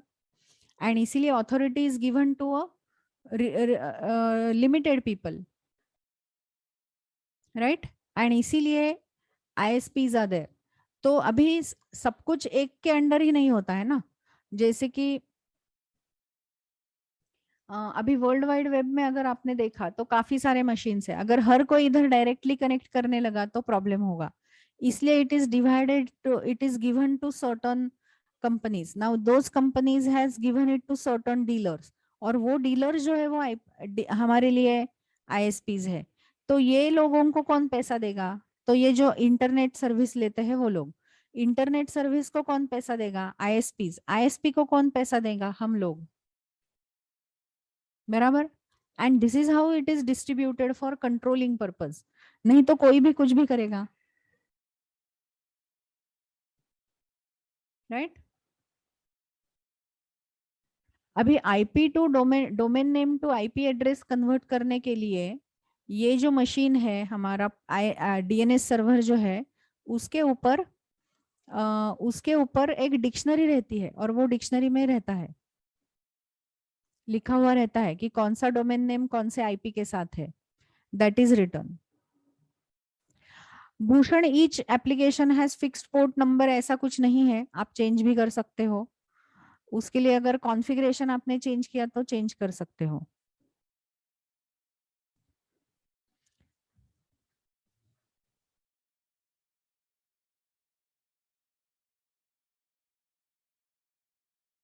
That we will have to ask to ISP people, Rohan, की वो अलग अलग करते हैं या कोई उनको प्रोवाइड करता है, क्योंकि कॉमन ही रहेगा ना।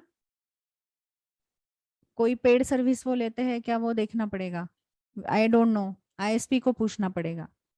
सो this is how you can use it.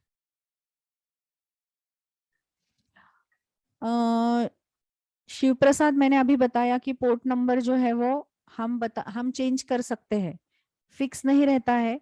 but for some application by default some port numbers are given, जैसे MongoDB का 27017 है, बट अगर मुझे दूसरा करना है तो हम चेंज कर सकते हैं, वो परमानेंट नहीं रहता है.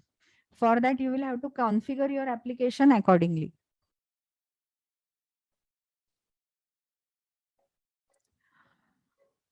Now whenever you are using the machine,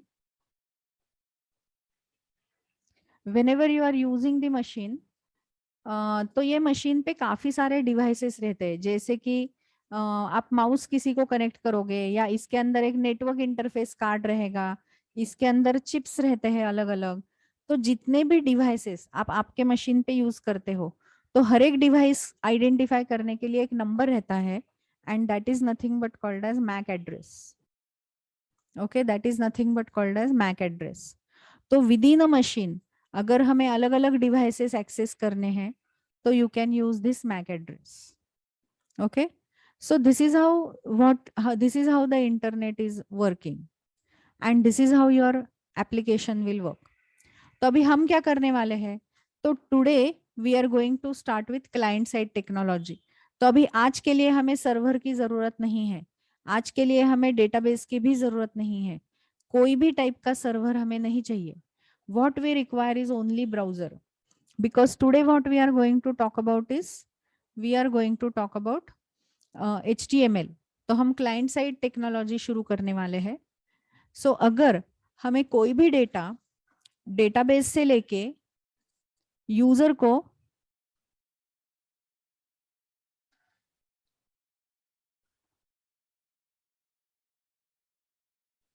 कोई भी डेटा अगर हमें यूजर को यूजर अंडरस्टैंडेबल फॉर्मेट में दिखाना है, तो we have to convert that data into HTML page, so that this browser will be able to store the data. Browser should be able to render that data on the screen. और ये जो browser है उसको कौन सा language समझता है, तो उसको HTML समझता है, उसको CSS लैंग्वेज समझता है, उसको जावास्क्रिप्ट रन कैसे करते हैं वो समझता है. So these things are known to the browser. तो अभी आप कोई भी ब्राउजर यूज करते हो, तो ब्राउजर के अंदर there is a machine, there is a engine available, and one of the engine is JavaScript engine, another engine which knows how to convert HTML into this text. So browser अगर रहेगा तो ही आप इसका output properly देख सकोगे, otherwise it will come in the text format, हमें output नहीं दिखेगा.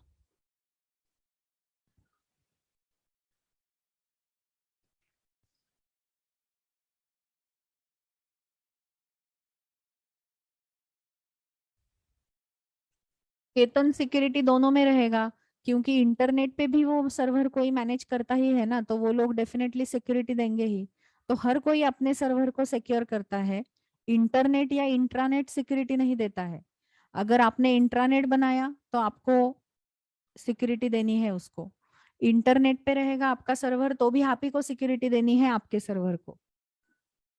So it depends on who is managing that server की सिक्योरिटी किसका अच्छा है. Ketan. So what is browser? Browser is an application. Okay, browser is an application which understands how to render HTML page on the screen. और उसके लिए जो software लिखा है, how to generate the request, how to send the data to the server, request object बना के कैसे देना है, response object कैसे पढ़ना है, ये सब कुछ जो एप्लीकेशन में लिखा हुआ है, that application is nothing but called as browser application. Okay, so what is a browser? Browser is a software. और वो सॉफ्टवेयर को पता है कि सर्वर को कैसे डेटा भेजना है, HTTP प्रोटोकॉल कैसे यूज करना है, रिक्वेस्ट ऑब्जेक्ट के थ्रू डेटा कैसे भेजना है, ये सब कुछ कौन से सॉफ्टवेयर में लिखा हुआ है ऑलरेडी, ब्राउजर में. एंड इसीलिए कोई भी एप्लीकेशन अगर आपको यूज करना है तो ब्राउजर रहेगा तो ही आप यूज कर सकते हो. अभी ये ब्राउजर के अंदर बहुत सारे कंपोनेंट्स अवेलेबल है जो हम पढ़ेंगे बाद में as and when required. One of the component which is available in the browser is nothing but called as JavaScript engine. Another one is Ajax engine. Another one is how to render HTML. उसके लिए DOM कैसे use करते हैं, ये सब कुछ browser application में already लिखा हुआ है. So we use this browser for connecting to any web application, no matter whether it is running on your machine or it is running on intranet or it is running on internet. कोई भी machine को अगर हमें URL भेज के उसका output अगर देखना है तो हमें क्या यूज करना पड़ेगा? ब्राउजर यूज करना पड़ेगा.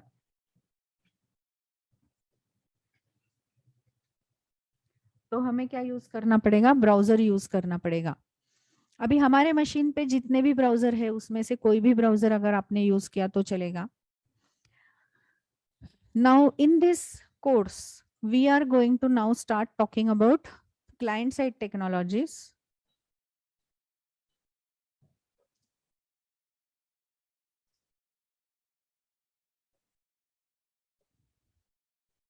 एंड कौन से client side technologies we are going to use? तो हम पढ़ने वाले हैं HTML, CSS and JavaScript and jQuery. ये मेनली jQuery. ये मेनली कौन से टेक्नोलॉजीज है? Client side technology. और उसमें से आज और कल हम कौन से देखने वाले हैं? How to use HTML. Okay, how to use HTML. तो इसका फुल फॉर्म क्या है? Hypertext transfer protocol, sorry, hypertext transfer language. Now why this is called as markup language? What do you mean by markup language? तो अगर आपने HTML का code अगर कहीं देखा, okay, if you see the code of HTML pages, तो हर एक code में रूल्स है and then in that rule ऐसे कुछ टैग्स है, जैसे कि H1 इज वन टैग और यहाँ पे हमने लिखा H1, H2 is another tag और हमने यहाँ पे लिखा H2. सो ये जो है this is called as tags. और कोई भी स्टेटमेंट जो हम लिखते हैं वो बिगिन और एंड टैग के बीच में ही रहता है. बिगिन और एंड के बीच में ही रहता है. And that is why any language which provides you these tags, या हमें जनरेट, ये हमारे टैग जनरेट करने को अलाउ करती है, that language is called as markup language. बहुत सारे हैं, HGML है, HTML है, XML है. तो HTML is a topmost language which allows you to create languages like HTML. तो अगर हमें हमारे कस्टम टैग्स बनाने हैं तो हमें HTML पढ़ना पड़ेगा. ओके, अगर हमारे पास अगर हमें HTML कोड लिखना है तो what we require is hyper. अगर हमें वेब पेजेस लिखने हैं तो what we should know is how to use HTML. HTML का फुल फॉर्म क्या है? Hypertext markup language. By mistake I have written it for HTTP. So hypertext markup language. अभी ये हाइपरटेक्स्ट मार्कअप लैंग्वेज में ये जो है these are called as tags. और ये टैग्स के बीच में अगर हम कुछ टेक्स्ट लिख रहे हैं, एंड इसीलिए this language is called as markup language because every text we are writing inside begin and end tag, and इसीलिए इसको मार्कअप लैंग्वेज बोलते हैं. कोई भी लैंग्वेज जो कोई भी इंस्ट्रक्शन जो है वो बिगिन और एंड टैग के बीच में लिखते हैं तो that is called as markup language. अभी there are multiple markup language.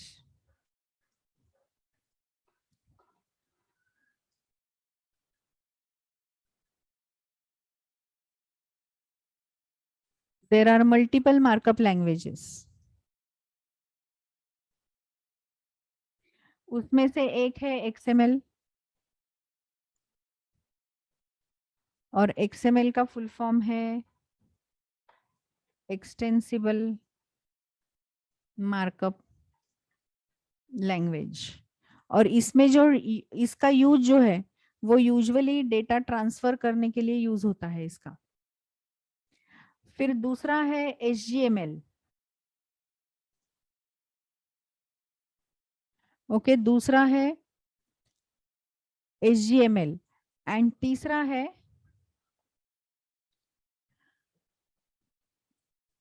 HTML. अभी ये HTML जो है वो क्या है? Its full form is Standard Generalized Markup Language. Standard Generalized Markup Language. And ये जो है, it allows you to create your own tags. तो अगर आपको custom tags बनाने हैं, you can use it for designing your own custom tags, which we are not going to do it. But there are certain tags which are predefined tags, और वो tags हमें कौन support करता है? HTML. So that is called as hypertext markup language. अभी कोई भी web application अगर आपको लिखना है, उसमें हम काफी सारे पेजेस लिखते हैं. तो वेब पेजेस अगर हमें लिखने हैं तो हम क्या यूज करेंगे? We will use this HTML. So HTML is useful for designing these web pages. तो अगर आपको कोई भी वेब एप्लीकेशन बनाना है, अभी ये वेब एप्लीकेशन आप जावा में बनाओ या PHP में बनाओ या .NET में बनाओ, HTML तो लगेगा ही लगेगा. क्योंकि कोई भी लैंग्वेज आप सर्वर पे यूज करेंगे तो भी क्लाइंट मशीन पे आपको HTML ही यूज करना पड़ेगा. बैकएंड में या मिडिल टियर में आप क्या यूज कर रहे हो, that doesn't matter. Her web application में आपको HTML ही यूज करना पड़ेगा. So how to render this HTML? How to render or display the data from HTML is known to the browser. And इसलिए हम ब्राउजर यूज करते हैं. जैसे कि फॉर एग्जांपल यहाँ पे मैंने लिखा flipkart.com, तो ये मोबाइल दिख रहा है हमें इमेज, इधर उसका डिस्क्रिप्शन मिल रहा है जो यूजर अंडरस्टैंडेबल फॉर्मेट में है. बट अगर मैंने यहाँ पे राइट क्लिक किया और इधर मैंने सिलेक्ट किया व्यू पेज सोर्स, तो ये जो है वो HTML पेज है. Can you see here begin tag है P एंड एंड टैग है यहाँ पे, फिर बिगिन टैग P है, एंड टैग P है, और ऐसे बहुत सारे टैग्स है. एक है div टैग है, स्क्रिप्ट टैग दिख रहा है इधर. तो काफी सारे टैग्स हम यूज करके we can access this particular page. But अभी ये पढ़ने से बेटर है कि हम ये वाला इंफॉर्मेशन पढ़ेंगे. सो this is in more user understandable format. तो ये जो है वो वही HTML का आउटपुट है.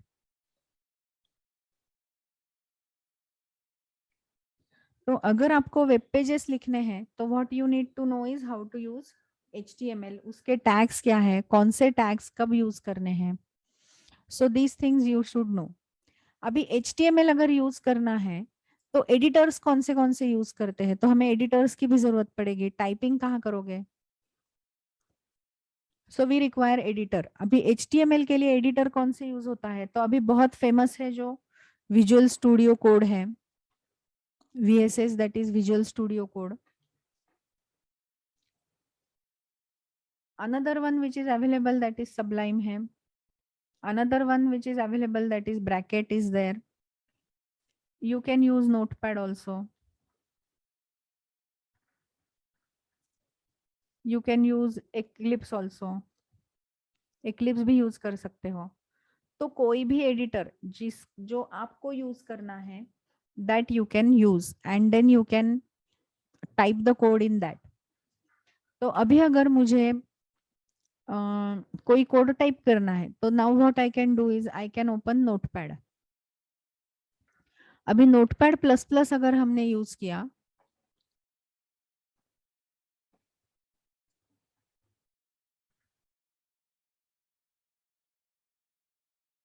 अभी नोटपैड प्लस प्लस अगर हमने यूज किया और यहाँ पे हमने लिखा HTML और इधर मैंने लिखा end of HTML. So this is beginning of the HTML page. अभी HTML में जो भी टैग्स है, all this tags, every begin tag has and tag. And tag हमेशा स्लैश से शुरू होता है. So every begin tag has and tag. उसके अंदर the page is always divided into two sections. One is called as head and another one is called as body.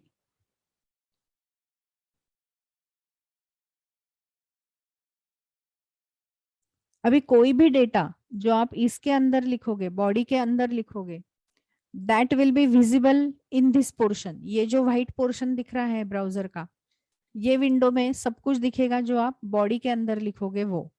और header के अंदर जब डेटा जाएगा, that will be provided as a extra information. Head के अंदर जो data जाएगा, that will be provided as extra information to your server.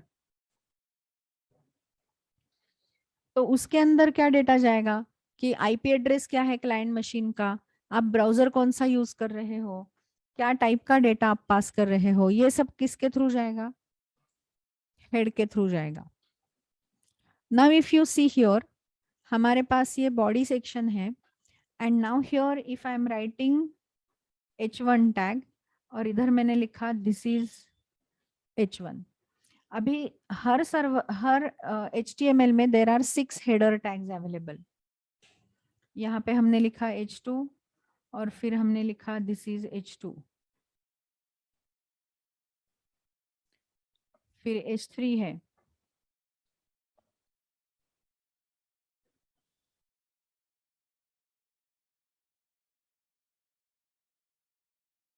h4 is also there, h5 and h6. तो कितने हेडर टैग्स है, h3, h4, h5 and h6. 6 header tags are there.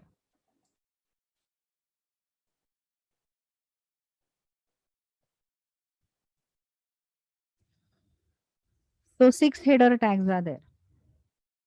And ये जो header tags है उसमें कुछ predefined formatting already दिया हुआ है.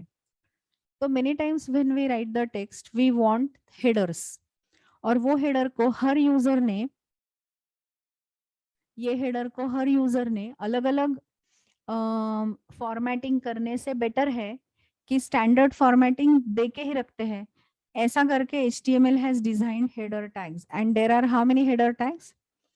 6 header tags are there. So in HTML,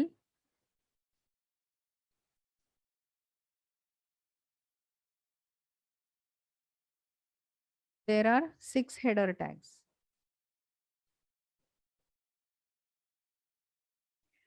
Now when we want to run this particular file, तो अभी हमने ये file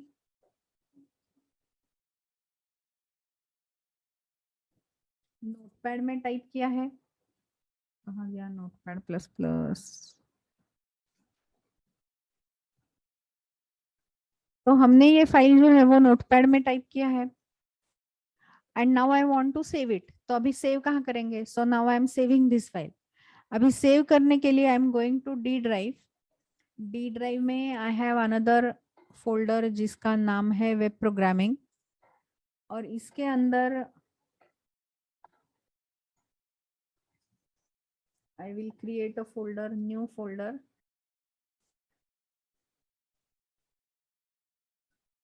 IICSD May 22. So now here I'm going to store this file by name. अभी इसके अंदर एक फोल्डर बनाते हैं, new folder HTML demos.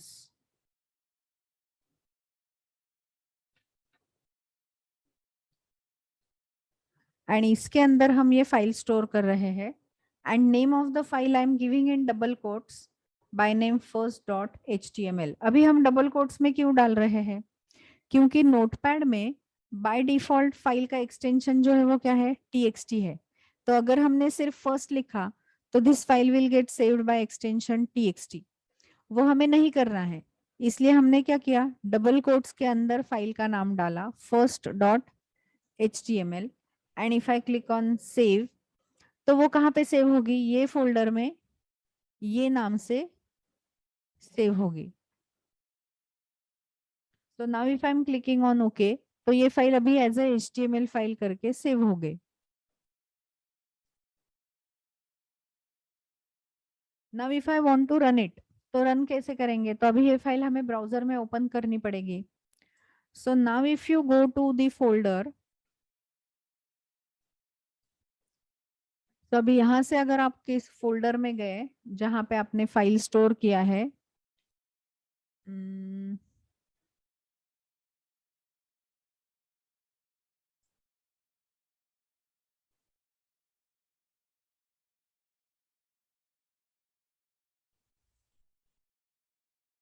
D drive में,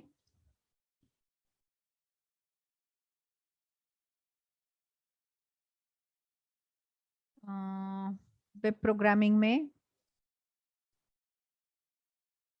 और हमारे फोल्डर में ये वाला फाइल है HTML डेमोस के अंदर. And then this file I want to run. अभी इसका एक्सटेंशन HTML है, इसलिए डिफॉल्ट कौन से सॉफ्टवेयर में खुलेगा? क्रोम में या कोई भी ब्राउजर जो रहेगा वो. Now I will have to right click on this and I will have to click on open with, और फिर हमने किया ओपन विथ गूगल क्रोम. तो this is H1, this is H2, this is H3, this is H4, this is H5, this is H6. तो internally इसको font वगैरह सब कुछ दिया हुआ है. ओके. सो ये 6 हेडर टैग है. तो आपको ऐसा हेडिंग चाहिए तो you can use this formatting H1, H2, H3, H4, H5 and H6. So these all 6 header tags available using which we can write the HTML. अभी ये जो HTML है, ये फाइल हमने डायरेक्टली हमारे मशीन पे ही रन किया. एंड इसीलिए अगर आपने रन करने के बाद इसका अगर URL देखा, तो ये URL में प्रोटोकॉल देखो क्या आ रहा है, file:// इसका मतलब है ये फाइल हम लोकल मशीन पे as a single file run कर रहे हैं, not as a part of web application. We are not running this file as a web application, we are running it as a normal file. And इसीलिए यहाँ पे protocol क्या आ रहा है, file://. Have you noticed the protocol? क्योंकि हम ये नॉर्मल फाइल जैसे रन कर रहे हैं. तो अभी वो क्या करेगा, ब्राउजर ये फोल्डर में जाएगा एंड ये एज अ पाथ कंसिडर करेगा और ये पाथ में वो रन करेगा फाइल. बट अगर मुझे ये file as a web server पे डाल के रन करनी है तो we need some web server. तो वो हम बाद में करेंगे. अभी पहले कुछ फाइल्स हम ऐसे ही रन करने वाले हैं. उसके बाद अगर हमें कोई टेम्पररी वेब सर्वर चाहिए तो how to use that we will see later. Okay. तो what we saw, whenever you will write HTML file, in HTML the extension of the file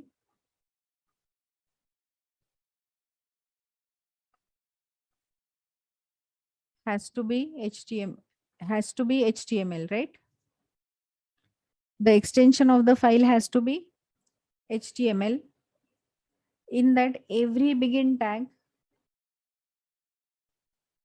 should have end tag. So every begin tag has end tag. End tag starts with slash. Okay. तो ये rules है. But ये जो rules है वो strict rules नहीं है. मतलब अगर आपने ये रूल्स फॉलो नहीं किए तो क्या एरर आएगा? क्या मेरा HTML फाइल रन नहीं होगा? तो रन होगा. अभी हर टैग जो हम यूज करते हैं इट स्टार्ट्स विथ अल्फाबेट.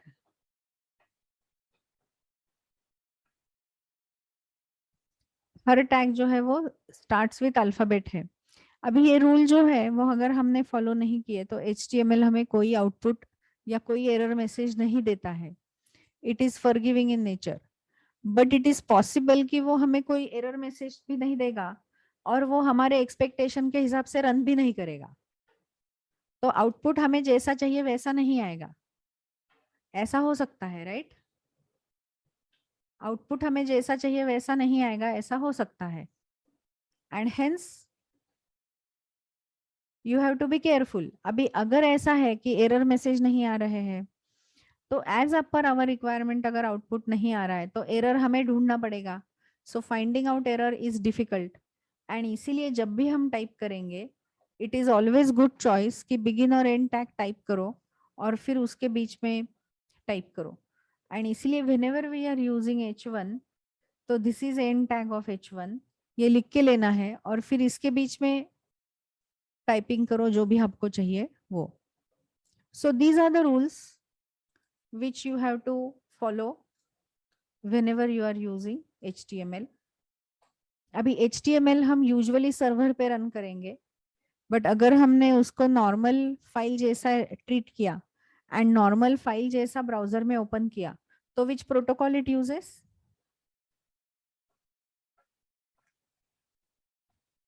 तो वो कौन सा प्रोटोकॉल यूज करता है. HTTP प्रोटोकॉल नहीं करता है, फाइल प्रोटोकॉल यूज करता है. और अगर हम HTTP प्रोटोकॉल यूज कर रहा है मतलब सर्वर पे रन कर रहे हैं. Okay. Now whenever we are showing these headers, अभी इसके अलावा और क्या हम कर सकते हैं. So on this particular page अगर मुझे लिंक दिखानी है तो हम कौन सा टैग यूज करते हैं. Anchor tag.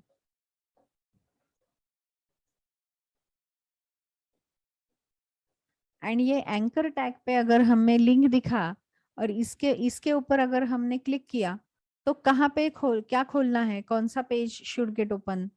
So that we are writing here href is equal to and suppose here I am writing http://google.com. तो इसका मतलब है अगर मैंने ये लिंक पे क्लिक किया तो I want to start this particular link.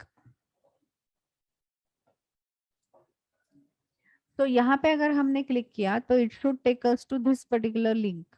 तो वो हम किसको असाइन करेंगे, href में असाइन करेंगे. Now if we open the same file, अभी मैं उसको रिफ्रेश करती हूँ, मैंने शायद सेव नहीं किया है नोटपैड में.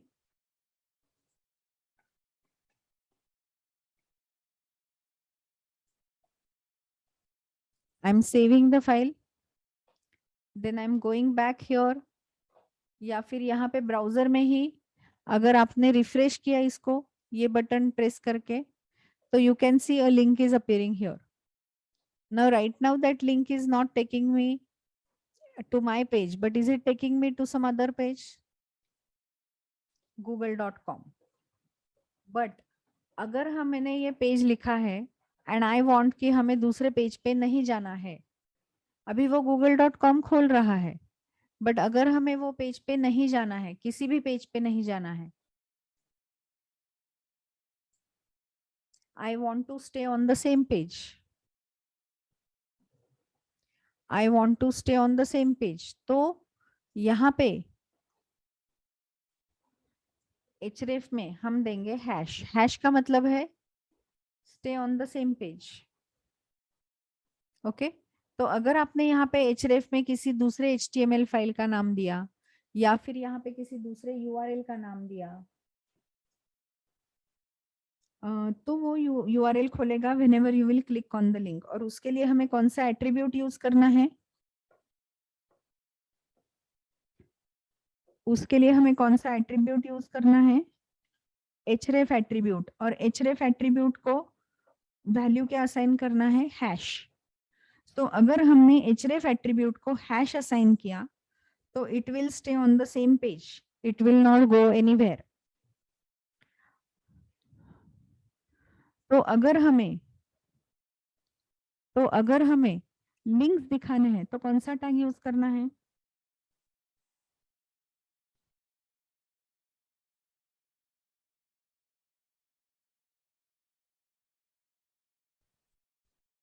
अगर हमें लिंक दिखाने हैं तो कौन सा टैग यूज करना है, anchor tag.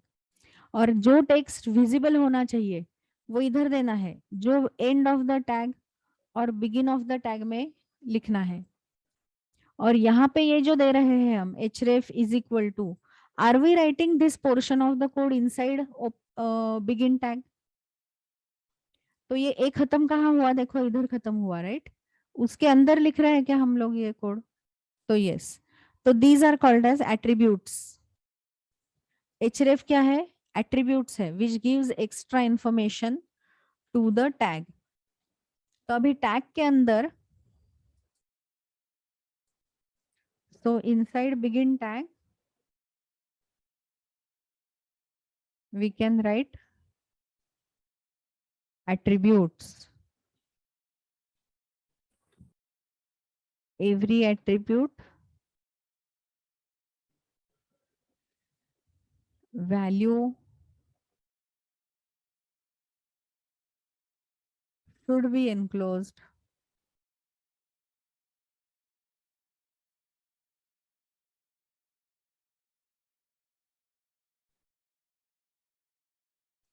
Either single or double.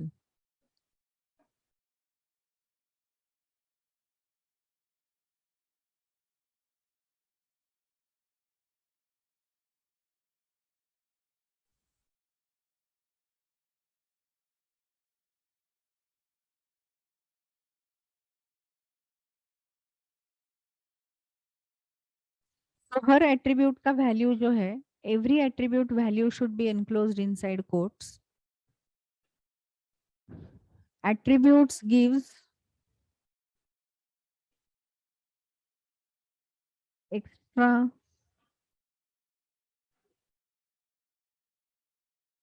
Information to tag. तो वो टैग ने कैसे बिहेव करना चाहिए, उसके लिए अगर हमें एक्स्ट्रा इंफॉर्मेशन देना है, तो then we can go for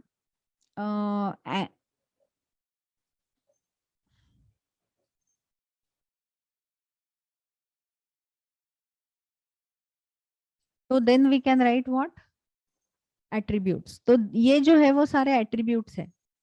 तो अभी हर टैग में बहुत सारे एट्रीब्यूट्स है, वो हमें पढ़ने हैं।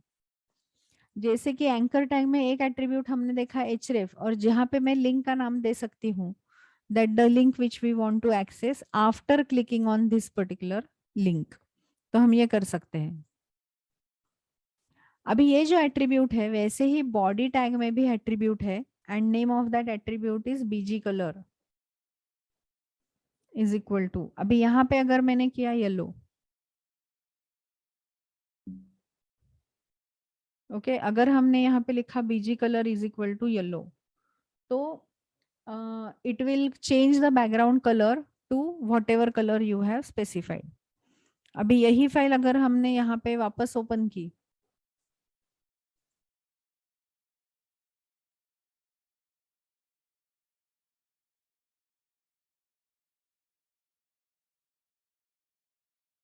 सेव नहीं किया मैंने, और यहाँ पे अगर हमने वापस ओपन की, तो is it changing the background colour?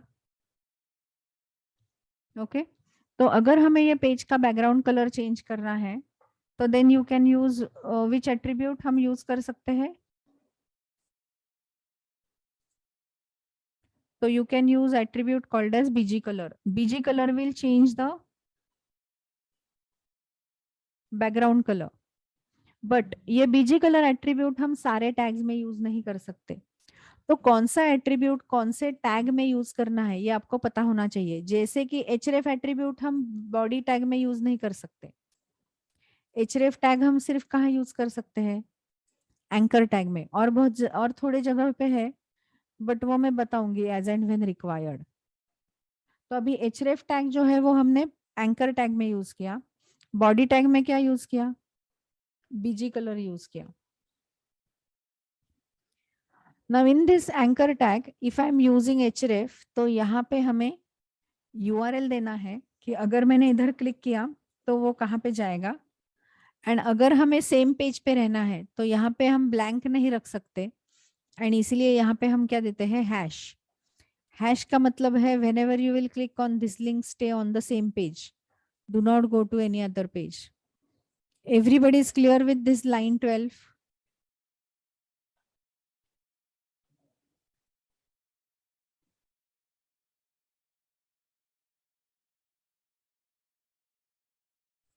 तो अभी ये बॉडी टैग जो है उसमें बीजी कलर ये एक एट्रीब्यूट है। दूसरा एट्रीब्यूट है ए लिंक। अगर मैंने ए लिंक को कलर दिया रेड, फिर है colour v link. V link is equal to suppose purple. and link. These are three more attributes that you can use inside body tag. और इधर अगर मैंने किया blue, so now I am saving the file, and if I refresh the page, so you can see that the link which is visited is appearing in purple color, and the link which is not visited is appearing in the blue color. अभी जैसे ही मैं इसको click करूंगी, I will stay on the same page, but has it change to purple colour now? क्योंकि ये जो link है वो कौन सा है? विजिटेड लिंक है. तो विजिटेड लिंक का कौन सा कलर आना चाहिए पेज में? वो टैग, वो एट्रीब्यूट हमें कौन से टैग में देना है? बॉडी टैग में. ओके, सो बॉडी टैग के कौन से एट्रीब्यूट हुए? V link, a link, link. So normal link का कलर कौन सा होगा, या विजिटेड लिंक का कलर कैसे होगा? That you can specify as a formatting parameters, और उसके लिए हमें एट्रीब्यूट यूज करने हैं A link, link and V link. Now whenever I am clicking on this particular link, और मैं उसको बटन क्लिक करके ही रख रही हूँ, छोड़ा नहीं है, तो इज इट रेड नाउ? क्योंकि अभी एक्टिव लिंक है. ओके, ये अभी एक्टिव लिंक है. छोड़ दिया तो पर्पल हुआ, वापस क्लिक किया तो रेड हुआ. तो ये अलग अलग कलर में यूजर को अगर समझना है कि ये विजिटेड है या नहीं है, तो in such cases you can specify the different colour. तो अगर हमें ये लिंक जो है वो अलग अलग कलर में चाहिए, then here you can use a link, v link and तो ये एट्रीब्यूट हम कहाँ पे दे सकते हैं, कौन से टैग में दे सकते हैं? बॉडी टैग में. Any questions?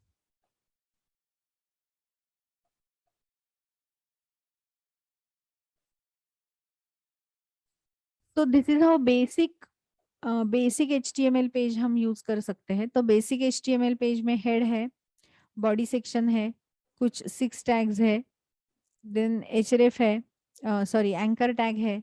तो ऐसे अलग अलग टैग हमें पढ़ने हैं, और हर अलग अलग टैग के हमें ये भी पढ़ने हैं, एट्रीब्यूट्स भी पढ़ने हैं. तो I hope everybody is understanding कि हम क्या करने वाले हैं. तो lot of tags I am going to teach you in this HTML, and lot of attributes you I am going to teach you. And फिर ये एट्रीब्यूट्स लेके CSS लेके you have to design the page.